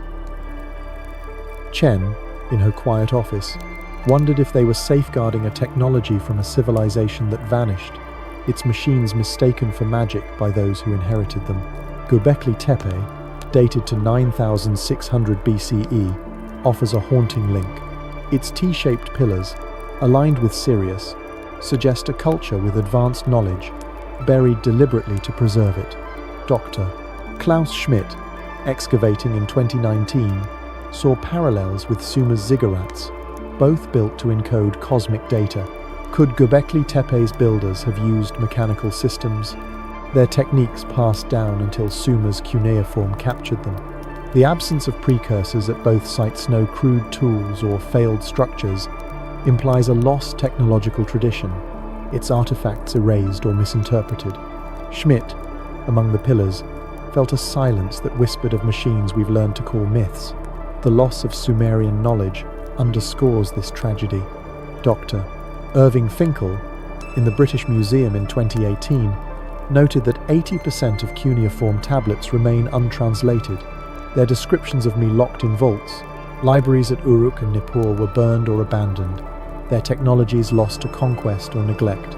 Finkel, holding a fragmented tablet, felt the weight of this loss of civilization that hid its machines in stories, only to see them fade. As the desert stars shine above Ur, the ziggurats stand silent, their bricks perhaps concealing devices we've yet to understand. The twilight settles over the Mesopotamian desert, where the ruins of Sumer's cities Uruk, Eridu, Nippur stand, as silent witnesses to a civilization that seemed to spring from nowhere around 3200 BCE. Their ziggurats, aligned with stars, and their cuneiform tablets, etched with tales of the Anunnaki, hint at a knowledge far beyond their time. But what if Sumer was not an isolated marvel, but part of a vast, ancient network that connected distant cultures across oceans and continents? From the carved pillars of Göbekli Tepe in Turkey to the submerged terraces of Yonaguni in Japan, from Egypt's pyramids to the Indus Valley's cities, striking similarities in myths, symbols, and technologies suggest a global exchange predating recorded history. Could these ancient societies have shared a communication network, a web of knowledge that linked humanity in a forgotten golden age? In 2014, Dr. Andrew Collins stood on the windswept hill of Göbekli Tepe, his eyes tracing the T-shaped pillars dated to 9600 BCE. These stones, carved with animals and aligned with Sirius, suggested a pre-agricultural culture with advanced astronomical knowledge. Collins, a comparative archaeologist, noted eerie parallels with Sumer's ziggurats, built 6,000 years later, which also tracked celestial events. Both cultures shared symbol spirals, snakes, the tree of life that appear in distant sites like Stonehenge, dated to 3000 BCE, and the Indus Valley's seals from 2600 BCE. Collins, in his London study, proposed a radical idea. These similarities were no coincidence but evidence of a global network, a system of exchange that carried knowledge across continents long before modern trade routes. The Sumerians, with their cuneiform, may have preserved the clearest record of this network, their myths of sky teachers hinting at a shared origin. The flood myths offer a key clue. Sumer's Atrahasis, describing Ziusudra surviving a deluge to preserve the principles of civilization mirrors stories worldwide. Noah in the Bible, Manu in India, and the Mayan Popol Vuh doctor. Sarah Chen, analyzing these in 2015 at Yale, noted their shared structure, a catastrophic flood, a chosen survivor, and knowledge delivered by divine teachers. Archaeological evidence supports a flood around 2900 BCE in Mesopotamia, with silt layers at Shuruppak and Kish.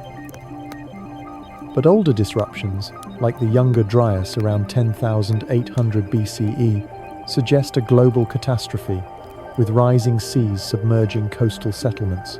Chen, poring over texts, wondered if these myths preserved a memory of a connected world, its knowledge fragmented by floods and passed down through stories. The Yonaguni Monument, off Japan's coast, deepens the mystery. Dated to 8000 BCE, its terraced stone platforms, submerged by rising seas, resemble man-made structures. Dr.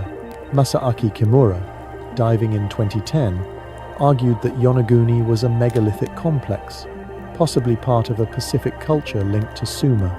Its geometric shapes echo the precision of Göbekli Tepe's pillars and Egypt's pyramids, aligned with Orion. Kimura, among the underwater terraces, saw evidence of a maritime network, with coastal societies exchanging knowledge before floods erased them. Sumer's myths of the Anunnaki, delivering irrigation and astronomy, might reflect this network's legacy, their cuneiform capturing what others preserved orally. Symbols like the spiral and tree of life appear across these cultures, suggesting shared communication. Indus Valley seals, dated to 2600 BCE, depict trees and serpents, motifs found in Sumerian art and Göbekli Tepe's carvings. Egyptian reliefs show the Ankh, a life symbol akin to Sumer's tree. Dr. John Brennan, studying Sumerian seals in 2018, noted that cylinder seal VA-243, with its possible heliocentric design, shares geometric patterns with Mayan glyphs. These symbols, Brennan argued, could be a universal code, a visual language used by a global network to transmit knowledge. The absence of written records before cuneiform suggests this network relied on oral and visual exchange, with Sumer as its final archive. The engineering similarities are striking. Göbekli Tepe's 20-ton pillars, Stonehenge's 50-ton sarsens, and Giza's 70-ton blocks required advanced logistics, with no crude precursors. Dr. Robert Schoch, studying Giza in 2015, proposed that these feats suggest a shared technological tradition, possibly spread by seafaring cultures before the Younger Dryas floods. Sumer's ziggurats, using base 60 mathematics for stability, echo this precision. Schoch, on the Giza Plateau, imagined a network of builders. Their methods passed through generations until Sumer recorded them. The Enuma Elish, describing Anunnaki teaching construction, might preserve this tradition. It's mere blueprint for a lost world. The loss of this network's traces is the deepest tragedy. Dr. Irving Finkel, in the British Museum in 2018, noted that 80% of Sumerian tablets remain untranslated, their potential clues to global connections locked in vaults. Libraries at Uruk and Nippur were burned or abandoned, their knowledge lost to conquest. Submerged sites like Yonaguni and Dwarka, off India, suggest coastal archives drowned by rising seas. Finkel, holding a fragmented tablet, felt the weight of this losser network that once linked humanity, now reduced to scattered stones and stories. The Sumerians, with their buried tablets and durable ziggurats, fought to preserve this legacy, but time and catastrophe prevailed. As the stars gleam above Uruk's ruins, the echoes of a global network linger in Sumer's myths and megaliths worldwide. The Sumerians may have been the last to record a connected world, their cuneiform a final archive of a lost age. Listeners of Mystery History for Sleep, let this mystery carry you into the night.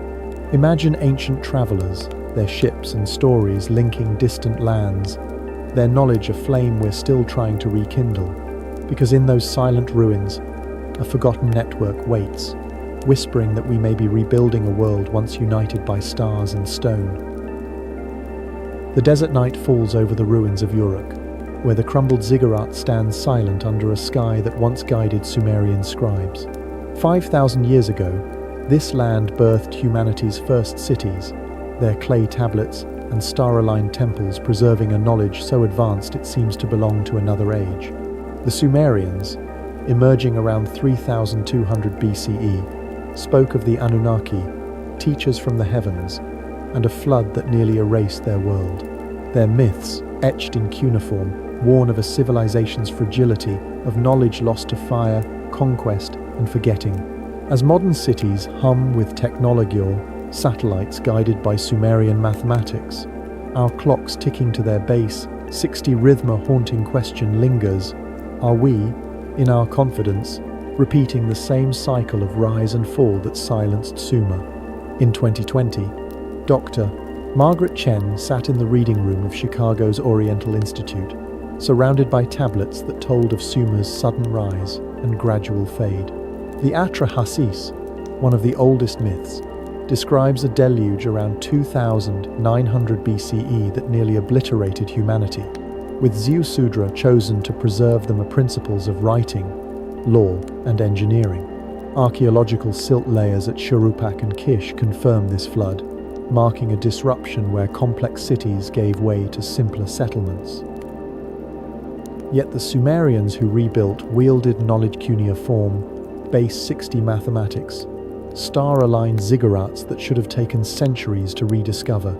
Chen, tracing the wedges of a tablet, felt a chill. Sumer's story was not one of invention but recovery, a civilization piecing together fragments of a lost world. Their obsessive preservation burying tablets, encoding knowledge in myth suggests they feared another collapse, a fear that resonates in our own age of fragile systems. The Sumerians' warning lies in their legacy of loss. Dr.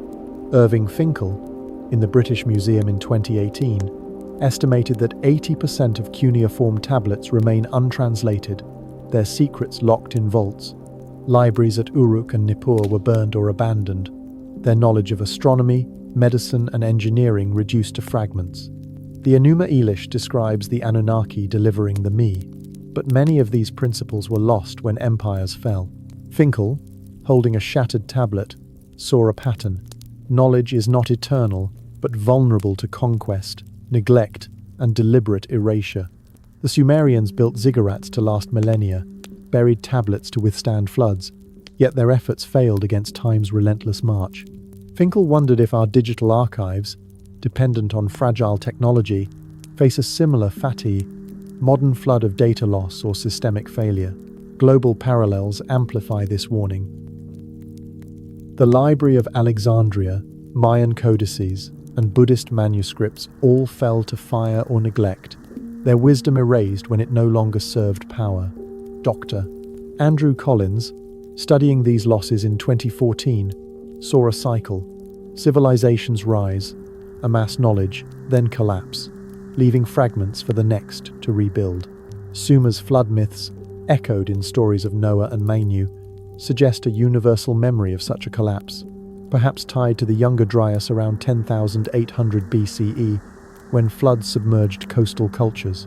Collins, comparing these myths, proposed that Sumer was a reconstruction, its knowledge inherited from a lost civilization like Göbekli Tepe, whose star-aligned pillars, buried around 8000 BCE, mirror Sumer's preservation instinct. The silence beneath both sites no crude precursors, no failed experiment shints at a forgotten source, its legacy scattered across the globe. Modern civilization mirrors Sumer's vulnerabilities.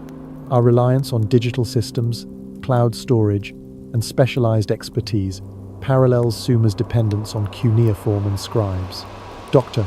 Sarah Chen, in 2015 at Yale, noted that a single cyber attack or environmental crisis could erase our digital archives, leaving future generations to rebuild from scraps. The Sumerians' me, preserved in myths and clay, survived because they were redundant and durable. Our data, stored in servers vulnerable to power outages or obsolescence, lacks such resilience. Chen, closing her files, saw the irony. We congratulate ourselves on progress, yet we risk a collapse as devastating as Sumer's, our knowledge as fleeting as theirs if we don't heed their warning. The Sumerians' foresight is their final lesson. They encoded technical knowledge irrigation, astronomy, law in myths like Enki and Ninmah, ensuring it could be recited through Catastrophe. Their ziggurats, aligned with stars, were built to endure, their proportions a stone archive of cosmic data. Dr.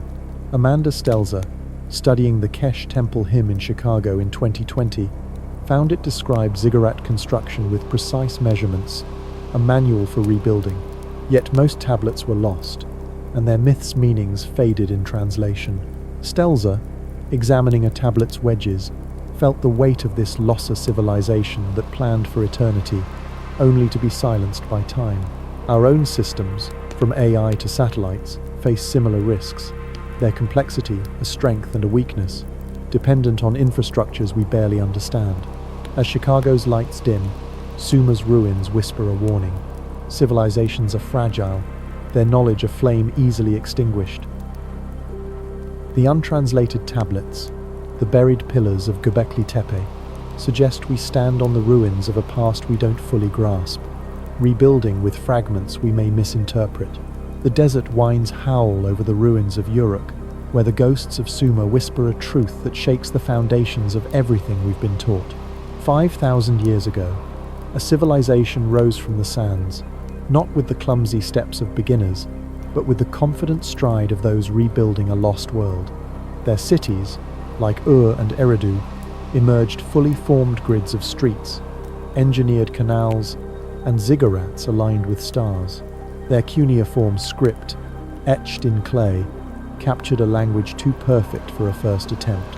Their base 60 mathematics, still ticking in our clocks, mapped the cosmos with a precision that defies their tools. And their myths, pulsing with tales of the Anunnaki, those who came down from heaven, speak not of gods but of teachers, perhaps from beyond the stars, who gifted humanity the blueprint for civilization.